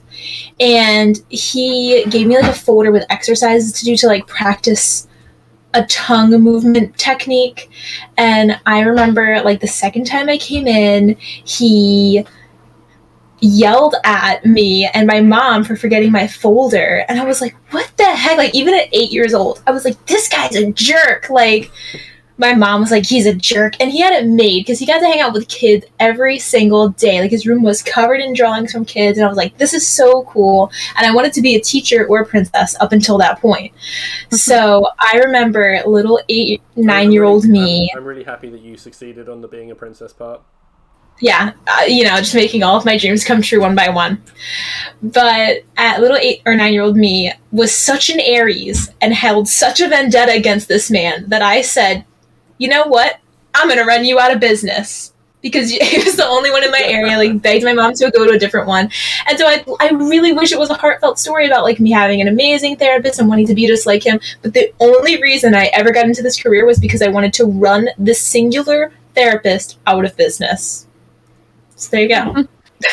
But to be fair, I think that's like a really positive way of like receiving a negative event.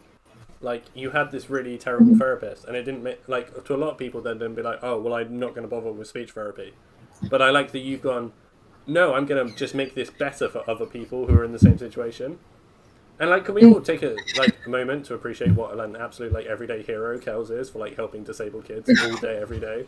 Like, can we take a moment to say what an absolute hero most of the people that are here are, because like half or over half of my anything I make from Twitch goes back to buying kids toys and fidgets and modifying toys to make them more accessible for kids with disabilities. And I'm pretty sure to date we've gotten over $500 or $600 worth of sensory toys, worth of toy modifiers, like switches and things like that. And I am beyond grateful that I'm able to like share this, like other people are now passionate about my students, and that I just it literally makes me speechless. Like it's crazy. So I'm not the rock star.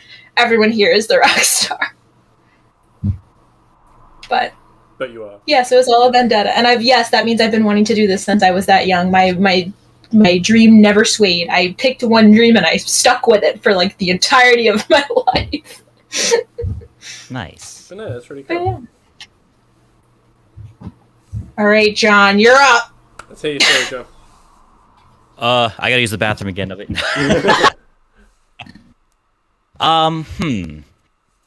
So I think I wanted to talk something about music, and I didn't know what I wanted to specifically talk about. So my story might be just a combination of little stories, and maybe just kind of more about like my experience as a musician, Sure. and where my Sort of was like at. a musical journey. Yeah. So kind of like where my headset was at in the beginning of it, and where I'm at now. And so going into it, I mean, I can go as far back as like, first instrument I played was the saxophone. I've been playing saxophone for like 15, no, longer than that now. It's 2022. Geez, 18 years. Have I been playing saxophone for 18 years? And what Maybe. cool instrument as well. Yeah, so the saxophone is like my main, right? I main the saxophone. If this was a Smash thing, I main the sax. I second piano, right? And then I also play guitar. I play ukulele. I do some singing. I'm no pop singer, but and it started off with like as a hobby. It was just some friends were playing instruments, and I wasn't necessarily interested in playing music. I'm like, oh, but all my friends are playing instruments, so I might as well play something. Like one friend's on the trumpet, one friend's on the flute, and I guess I'll just play saxophone just to change it up a bit.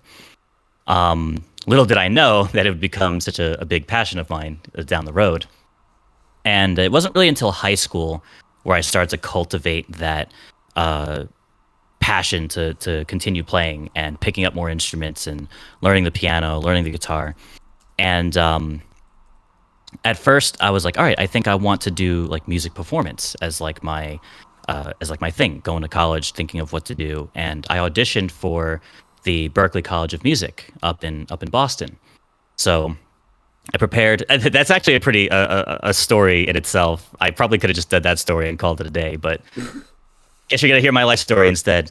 But long story short, I was for some reason didn't think there'd be a piano at the Boston audition, so I brought my own keyboard, but I didn't have a bag for it, so I had 2 trash bags on either end of the piano and carried it with me, only to find out they had at least 3 pianos in the music room. I don't know what made me think I did music school wouldn't have a piano.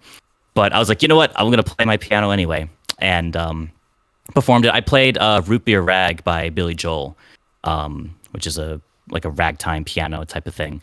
Don't ask me to play that now because I can't play that now. But long story short, with that, I did not get into the music program. I did not get in. I was not accepted into the thing. So I was like, okay, I guess I'll just go to another college. Let me figure out what else am I going to do. And so I went to college for music therapy. So I was like, oh, maybe music therapy will be a thing. I'm really passionate about music, but I'm also passionate of helping people and talking with people and giving people advice or just helping them in any way I can. And if I can do that through music, that sounds like an awesome way to go. But unfortunately, I couldn't afford college after a few semesters. So I dropped out of college, and I was like, well, I guess the music therapy route isn't not necessarily the route that I guess I should be, that I can really follow, because it's more of like you need a degree to do the things, but if I can't afford the thing to get the degree to do the things, then it doesn't seem like that's really it for me. But leading out of college is when I started playing in bands. My Schwam, the Schwam is the first band that I've been in, and still in the band. We actually just had our 11-year anniversary just a couple of weeks ago. And I've been in the band for 10 years, but the band's been around for 11. And a lot of my music experience comes from just playing a lot of shows and all around Jersey. We've played in New York. We've played, in Pennsylvania. We've kind of played all around the general area of where I am on the East Coast for the most part. And we've had a lot of good shows. We've had a lot of bad shows. It was a pretty rocky road, it's one of those things where you dream about being on stage and you dream about like making it big, right? And you dream about playing in front of all these people and making awesome albums and doing big things like maybe like Foo Fighters or something. Foo Fighters is a big band we all kind of commonly enjoy. And then we get shows where it's like, we don't get too many people out to the gig, and we have to pay out of pocket in order to play the gig. Or there was one time where we booked a gig and we showed up and the venue just wasn't there. And we were confused because who would go out of their way to book bands to play a show for fun as a scam? Like, we literally showed up and like the address was like a parking lot and there was just nothing happening. And we're like, what happened here? Why would someone go out of their way to do that to local bands and stuff? Maybe they were trying to have a parking lot party. Did you just like jam out in the car park? No, we just we just went back home because it was just like there's nothing there's nothing to perform here. There's no outlets, there's no, But even with all like the bad experiences we've had, like we've had so many awesome shows and so many. Our biggest show we played was actually at the Starland Ballroom. We opened up for a band called Badfish, which is a Sublime cover band, and we played in front of 1,500 people. Wow. And that was like the biggest show I've ever played, and we got to be the band that played right before Badfish did, so we got like majority of that crowd, because people with shows usually if they're there to see the headliners, like they won't come until later. So usually the first bands that play, unfortunately, don't get as much what's the word I'm looking for, like recognition, because people end up missing the first or second band because they're only coming to see the headliners. Which, if you're going to local shows especially, do your best to go there at the beginning and support all the local artists, support all the bands that are playing that night, if it's possible, And from there, I've kind of realized that, I love playing shows and I love making music. I love making recordings and stuff. But another bigger passion of mine that had kind of grown over time, that kind of grown alongside my passion of playing video games and being so involved with, like, not involved, but just a lot of focus of my life has just been playing a lot of video games and being so engrossed in like the fantasies and in the worlds that I've immersed myself in. A newer dream of mine now is to make music for video games, and that's something that I'm going to be pushing to do moving forward. And so I'm still doing Schwam, still playing shows with them. We actually are working on a record. We want to record hopefully sometime in the summer. And the Schwam is a rock ska punk band. So if you like ska music, we got some pretty banging songs. Admittedly, unfortunately, I only caught the end of it, but I've seen like a few songs that Schwam did when you streamed your band, and it was really good.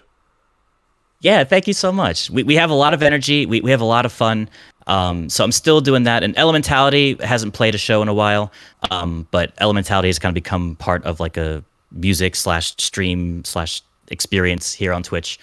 But yeah, I think it's just funny how going from the beginning of everything, where I was like, oh, I'm not really passionate about music, I just want some friends, I just want to hang out with my friends, to, oh, I think I want to be like music performance and like in an orchestra and stuff like that. To now it's come to like, I want to make music for video games, and I think that'll be a lot of fun. I feel like I have a lot of creativity when it comes to making music. I mentioned this earlier, but again, if you come to any of my streams, all the music you hear, whether it's like the starting soon music, the Be Right Back music, stuff like that, that's all stuff that I made myself. which again, my friend Blues, who helps me here and there for some guitar parts, because MIDI guitar sucks. Don't ever use MIDI guitar for anything. It's awful. But yeah, I think that's kind of the gist of what I wanted to talk about. It's just kind of my story, my journey as a musician so far, and where I've come from, where I'm at now, and what I want to do in the future. And where was I going to go with that? I don't remember where I was going to go with that. But if anyone in chat or any of you guys, if you ever need music done for your streams or anything, hey, hit me up. Maybe I'll be able to help you out and make some music for you guys. That brings me one step closer to my goal of just making music for maybe not just like only for video games, but for other projects, for videos. Maybe if we do, like, if someone has like a like some kind of showcase that they want to make and they just need background music, something that's original.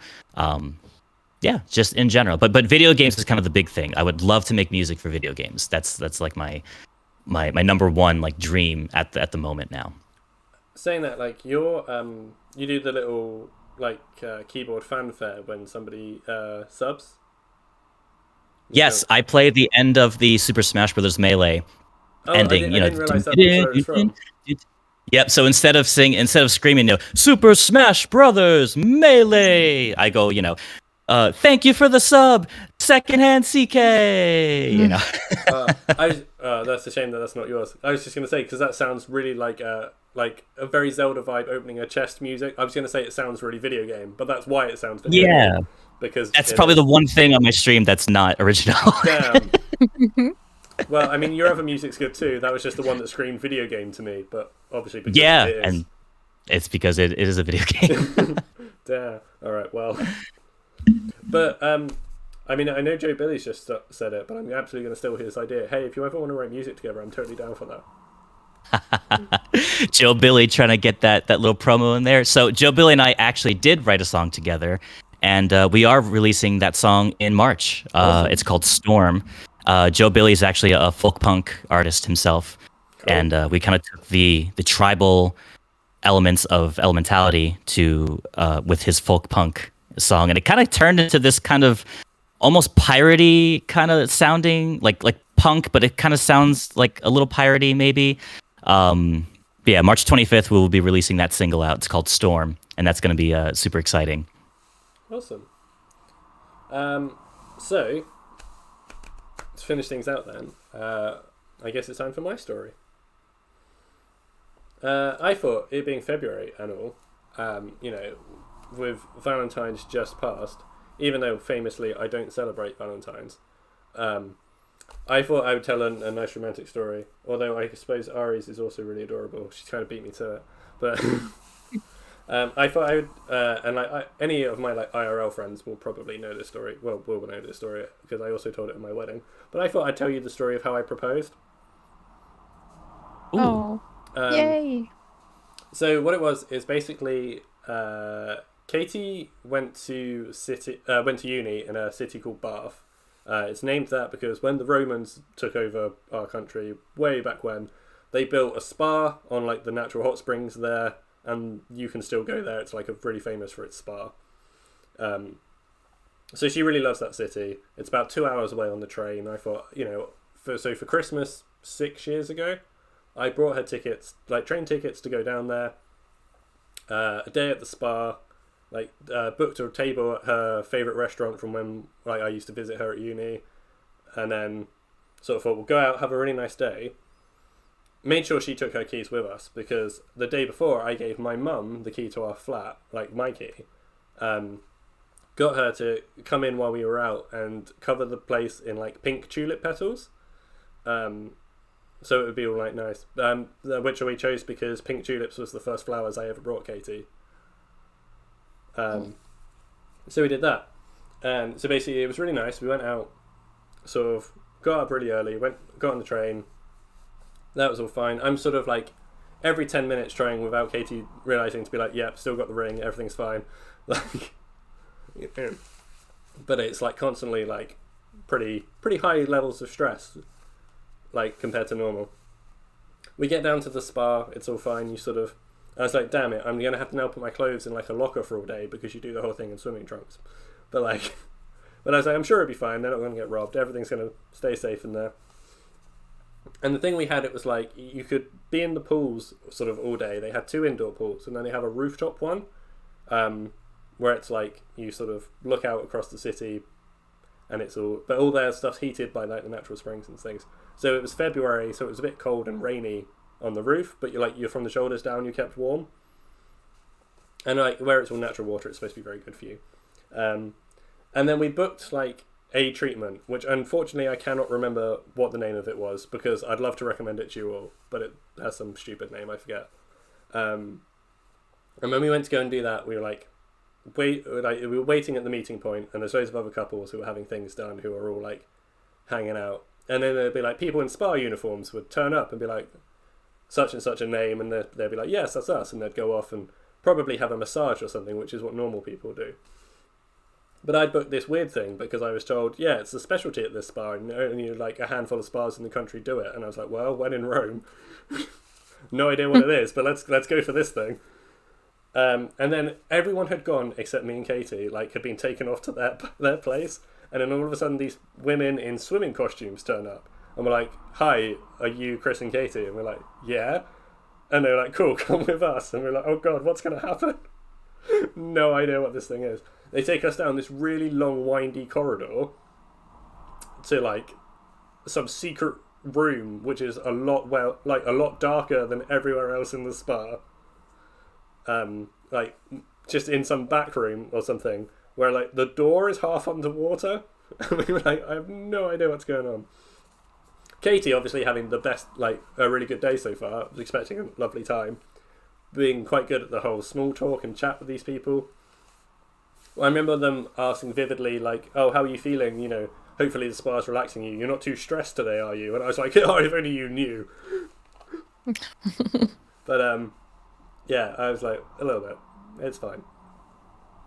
And then it basically ended up being a thing where they lead you into this, like, private pool.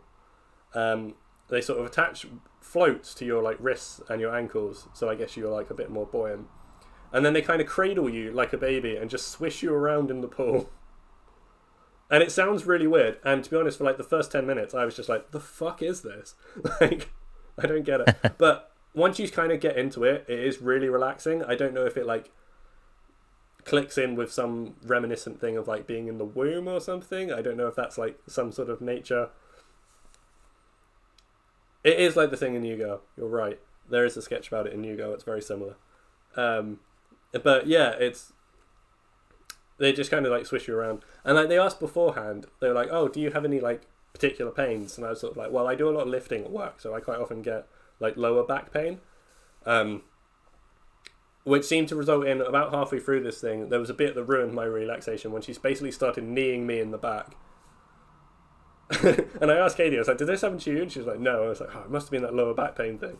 That was a bad idea to tell her that. I don't know. But yeah, so it was just a really weird, surreal thing. And when you talk to anyone about it and you're like, no, it's absolutely mad. But I would recommend you go and do it. Which is why it's annoying I can't remember what it was called. But yes, we did this. Thank you for subscribing. And I know we'll be good friends. Thank you very much. Because if you are subscribing, then you are a legend. Every day I'm dropping 5 more gift subs. Crazy. Oh, CK's getting closer to that goal of having a 24-hour stream, 50 subs, and he will do a 24-hour I'm so excited for the 24 hours. It's going to be great. Yeah. CK's never doing a 24-hour stream. 7 more subs and we do unlock a new emote slot. Thank you for subscribing. I know we'll be good friends. Because if you are subscribing, then you are a legend. Are you streaming at the moment? What are you doing here? Wait. Thank you for subscribing, I know we'll be good friends. Because if you are subscribing, then you are a legend. Oh? Oh. Oh. Oh. You're... Oh? Oh. No. Hello? Thank you for subscribing, I know we'll Hello? be good friends. 'Cause if hello? you are subscribing, Hello? then you are a legend.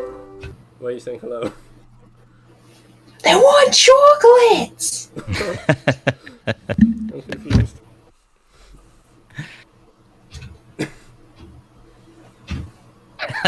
I didn't hear you over the sublet. Okay, well, I'm back. And thank you so much. It was very much appreciated.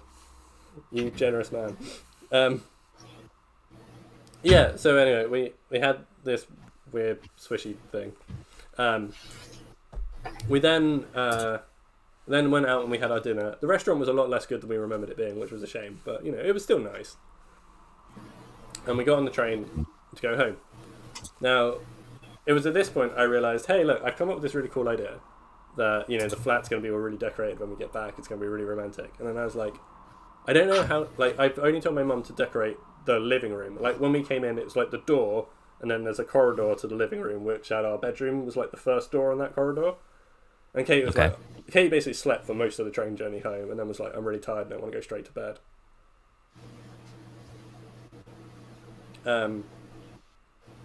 Yeah, sure, Prez, go for it. And then, so I was like, oh man, I don't know how to get her to go into the living room to see all, like, the fanciness. Because I was like, oh, I've suddenly realised that I don't have this bit planned out. And I spent basically the whole train journey home freaking out, being like, I don't know what to do. And then even when I get her in that room and she sees all the things, and it's like, how do I then transition from her seeing the thing and then me getting into a position to propose? And I was like, oh no, this really like nicely organised day, and I suddenly don't know how to do the last bit, the really important bit, really. Yeah. I don't know what I'm doing. So yeah, there was basically 2 hours of her asleep next to me while I panicked. Oh my god. No. Oh gosh. Yeah. But it all worked out, I assume. No, we've actually never talked since. No. Oh no. No, It must be really awkward having a kid together. yeah, it was very impersonal. So yeah, it then went from we then got back to the train station, and she was like, yeah, I'm really tired, and she's like, I'm quite thirsty, I'm gonna get a drink from the vending machine to drink on the walk home. It was about like a quarter of an hour walk from the train station to our flat at the time. And you know how like sometimes when you buy something from a vending machine and it drops 2 instead, and you're like, oh my god, God has smiled upon me this day, like this is the most amazing thing, right? But she bought a drink, and it didn't drop 1, it didn't drop 2, but 3 drinks came out of this vending machine. And she was like, oh my god, this is the best thing that's ever happened, nothing will ever beat this today.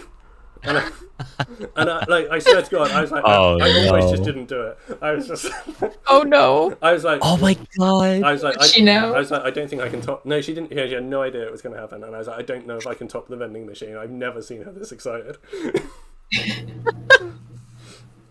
But yeah, and then she spent the whole walk home being like, nah, I'm just going to go straight to bed as soon as we get in. And I was like, do you not want like a cup of... We could go and make a cup of tea first. We could have a cup of tea before bed.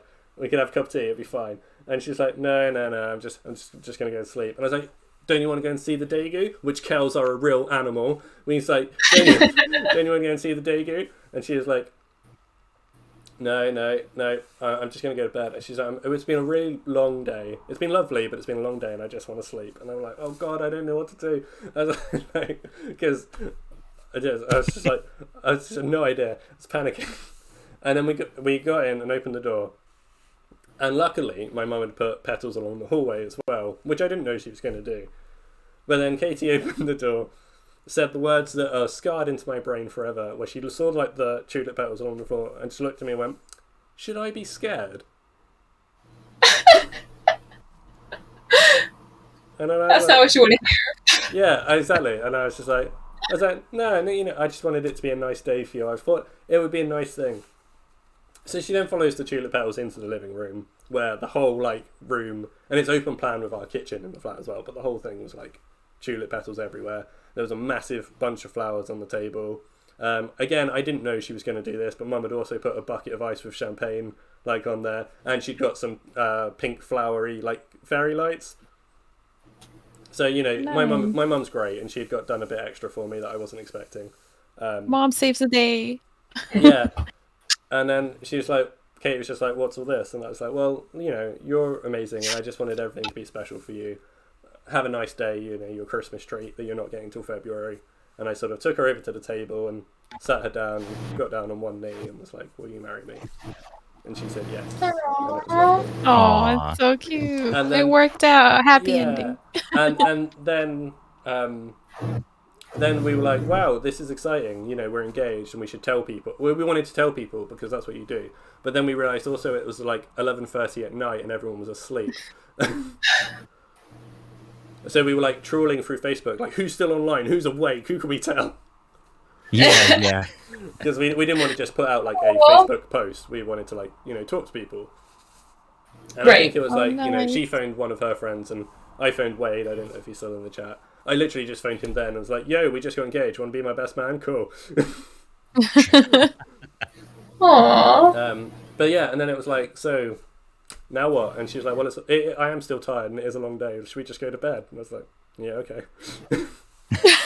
And it was really, it was the weirdest, most like anticlimactic, but also really hype thing. And we were just like, yeah, well, we'll just go to bed. And the next day was lovely and we told everyone, but you know, like, yeah, so that Sounds like a really eventful, awesome day, though. That was awesome. It was really nice. Now, if you were to ask her today, what was the most memorable thing that day? Is she going to say the proposal or is she going to say the vending machine thing? What's the... I mean, 3 iced teas, I think, is probably that. I don't know. I'll ask 3 iced teas is hard to beat. Right, exactly.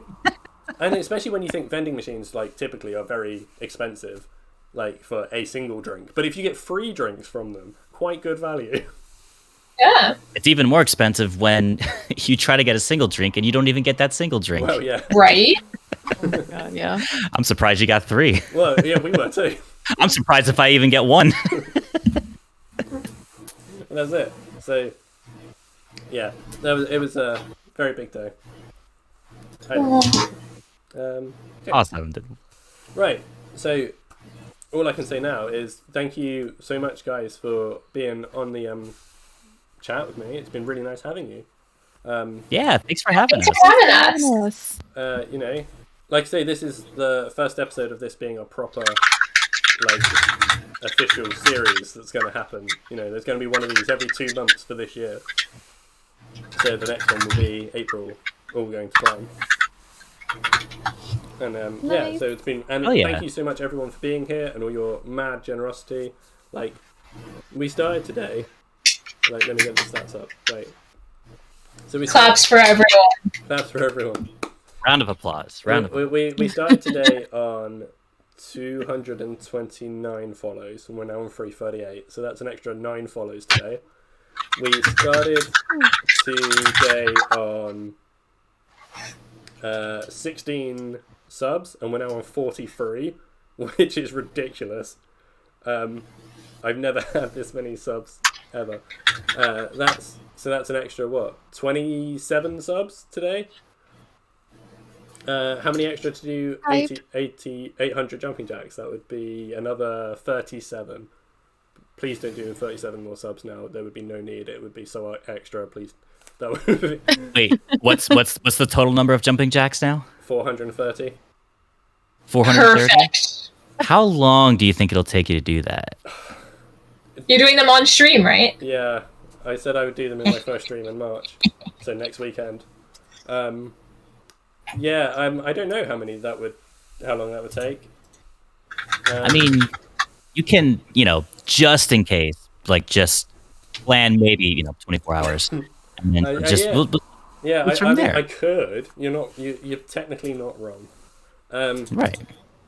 But yeah, so thank you so much, everyone, for doing the gifting subs and the bits and everything, and just being here. Like, please never feel like just being here isn't enough, because just being here is incredible.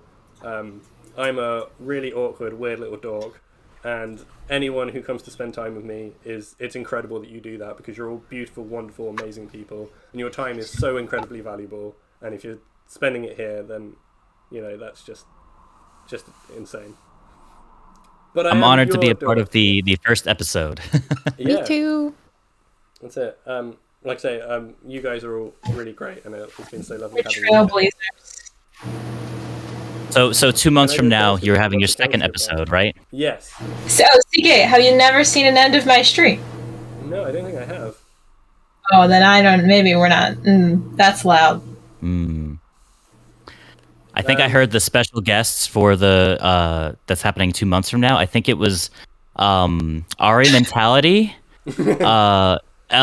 Elementals and Yep. it's Kel's Daydreams. Pretty sure those were the Yeah. those were the three, right? So, I've Three heard streamers that that Sounds did about Daydreams. right. You know, Hang out I've again. heard that even Sounds though it's three accurate. names, it's just two sexy men.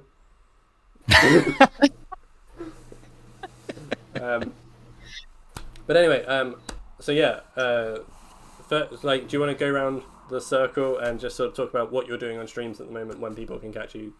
Plug yourselves quickly, and we'll do shout outs in the chat and stuff so people can come follow you, because everyone should go and follow these people because they're all absolutely incredible and some of the best thing that the internet has to offer. Not even Twitch, just the internet has to offer. Can you all start a band called Two Sexy Men? I mean, I would be down. I would be down. Who's first? Ari's at Okay. the top on my thing, and then we'll go John. There you go. All right. Well, I'm actually streaming Birth by Sleep, continuing the story with Ventus tonight at 4:30 PST. I'm doing a Kingdom Hearts marathon. But yeah, so if you're into Kingdom Hearts JRPGs or you like anime and you want to make some friends and chill and scream and curse at boss fights, come and join. It's great fun. Just to do a time conversion, 4:30 PST is half midnight here. Not midnight, yeah. So a little late for A little late UK. for UK people, yeah. For everyone, I think, besides PST. John? Nice. Oh, okay. Just want to make sure she was finished. God, what am I doing on my streams? I do a lot on my streams. Like, So what do you- right. Well, I just finished Pokemon Legends Arceus. I will be coming back to like the very end of the post game with that. Nicole and I are streaming Super Mario RPG. We're also getting closer to the end with that. But with my recent 24-hour stream that I did, we hit all the sub goals. So I will be bringing back the Undertale no-hit pacifist run that I had started last year, but then dropped because I just couldn't get past Muffet. Muffet was just a pain in the butt. And we ended at 420 resets, so meme number, yay. I also have to do a Genshin cosplay stream because we hit the goals, so I'll be doing that as well. I'd like to do more character? music streams. You'll have to find out. You'll have to tune in to find out. I've also been playing some games on stream, one being Legends Arceus, as well as Ori and the Blind Forest, which I finished. With my piano MIDI controller, I keybinded my piano to be the controller for my games, and you can change the sound effects on my piano, and it's chaos. I say, oh, you could pick piano or guitar, and then my chat, as you guys know, troll me and pick all the meme sounds and stuff. So it gets chaotic. Oh my God. I've seen it. And I'd like to try to do. So yeah, and I'd like to try to do more music streams. Again, I haven't done an official music stream in a while because look at all the other things I'm doing. So that's what you could expect from an Elementality stream, and all the original content. We have these original boss battles that we do with the stream avatars. We have the newest character is the Earth Elementalist. His name is Hao, Hao. Has been introduced to the stream now.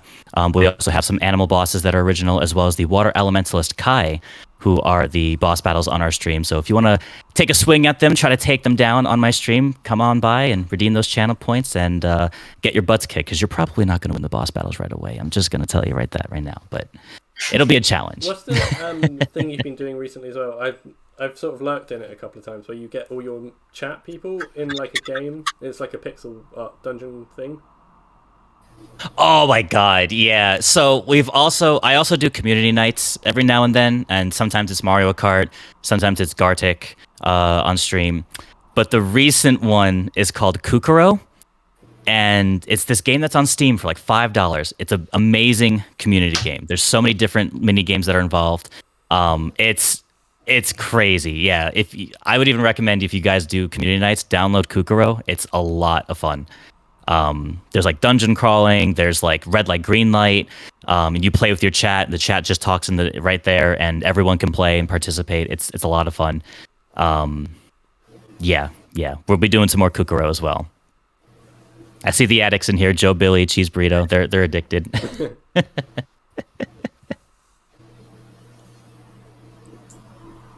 Should I Yeah. I'm done. Go ahead, Kels.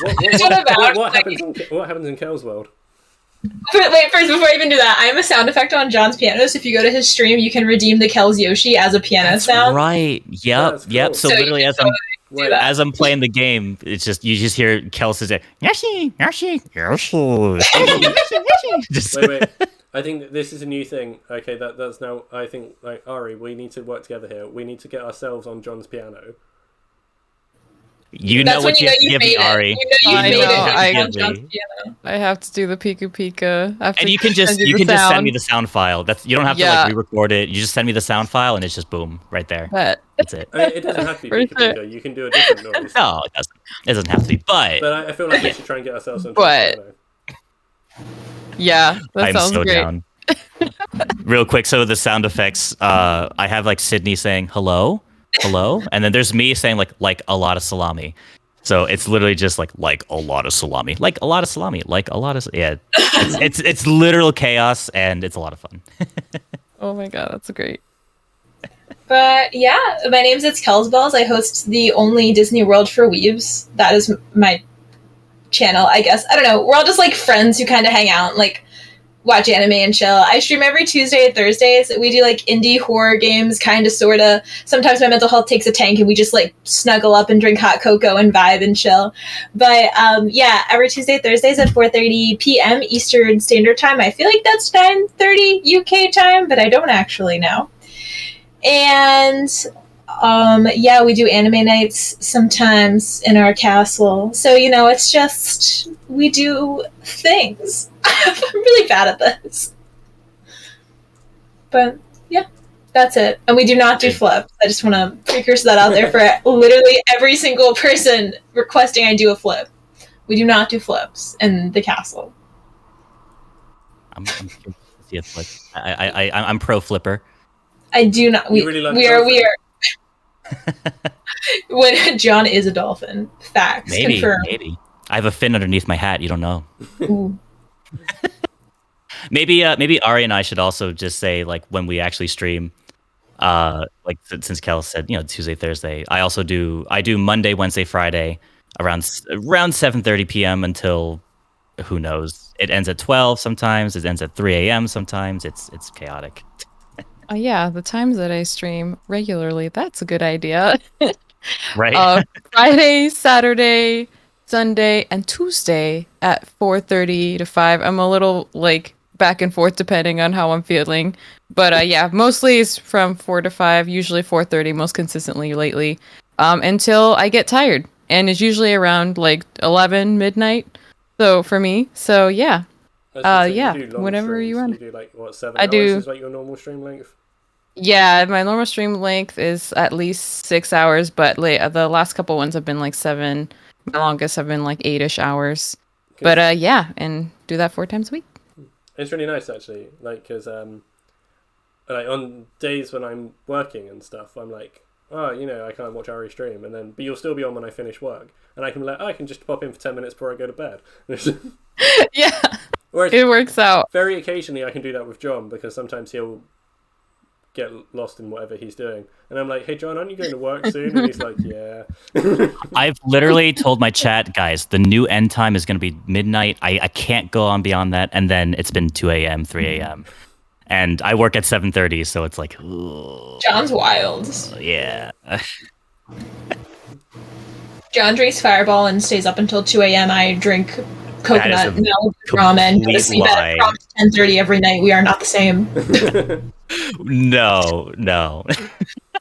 I drink coffee at night, what times I drink coffee, like, and it's like espresso shots, like at, I think it's like 6 or 7 p.m. and I have to like wake up the next day for work. I'm like, this is not a great idea, but I'm gonna do it anyway, because fuck it, because we're having fun.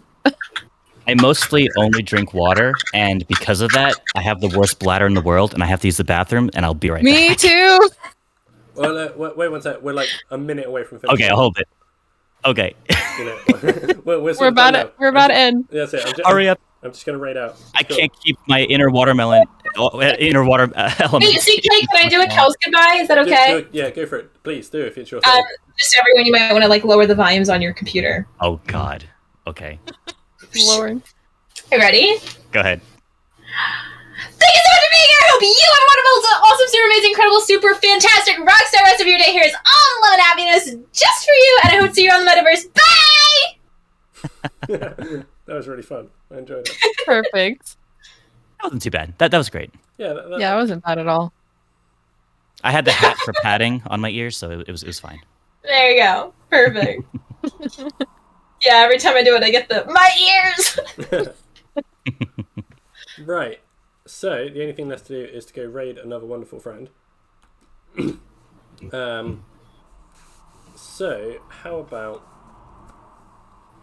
the idea of like this whole talk show thing is to sound like, you know, bring people together and stuff. That's one of the big reasons I want to do it. The bonus for part of that, because I don't know about you guys, but I find networking difficult, and I feel like this is a nice way to make it easier. But the bonus to that is I get to hang out with really cool people all night. So with that in mind, I want to go raid somebody I've only met quite recently, in the whole idea of, hey, let's, you know, bring new people together and all that. If that's okay with all of you. Absolutely. Lead the raid, CK. Lead the raid! So we're going to go raid Lollipop. She's playing Fall Guys at the moment. And we will go hang out with her.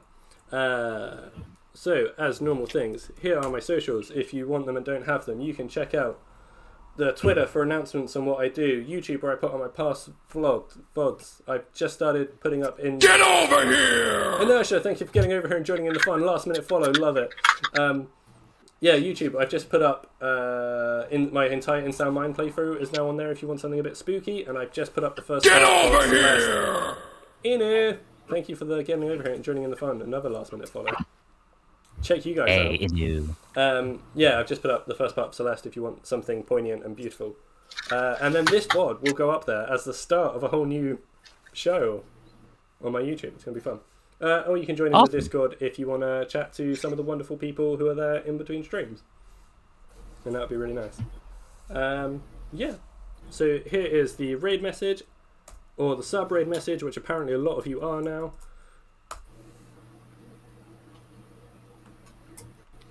This is my really, like, I don't know if everyone remembers when the hate raiding was a thing, like a while ago, but this was the raid message I made to counter that. This is my love raid. Oh, nice. Love it. But yeah, and let's go raid Lollipops. Thanks everyone again for being here. Bye bye, and of course, spread the whole Bye. thing. Bye.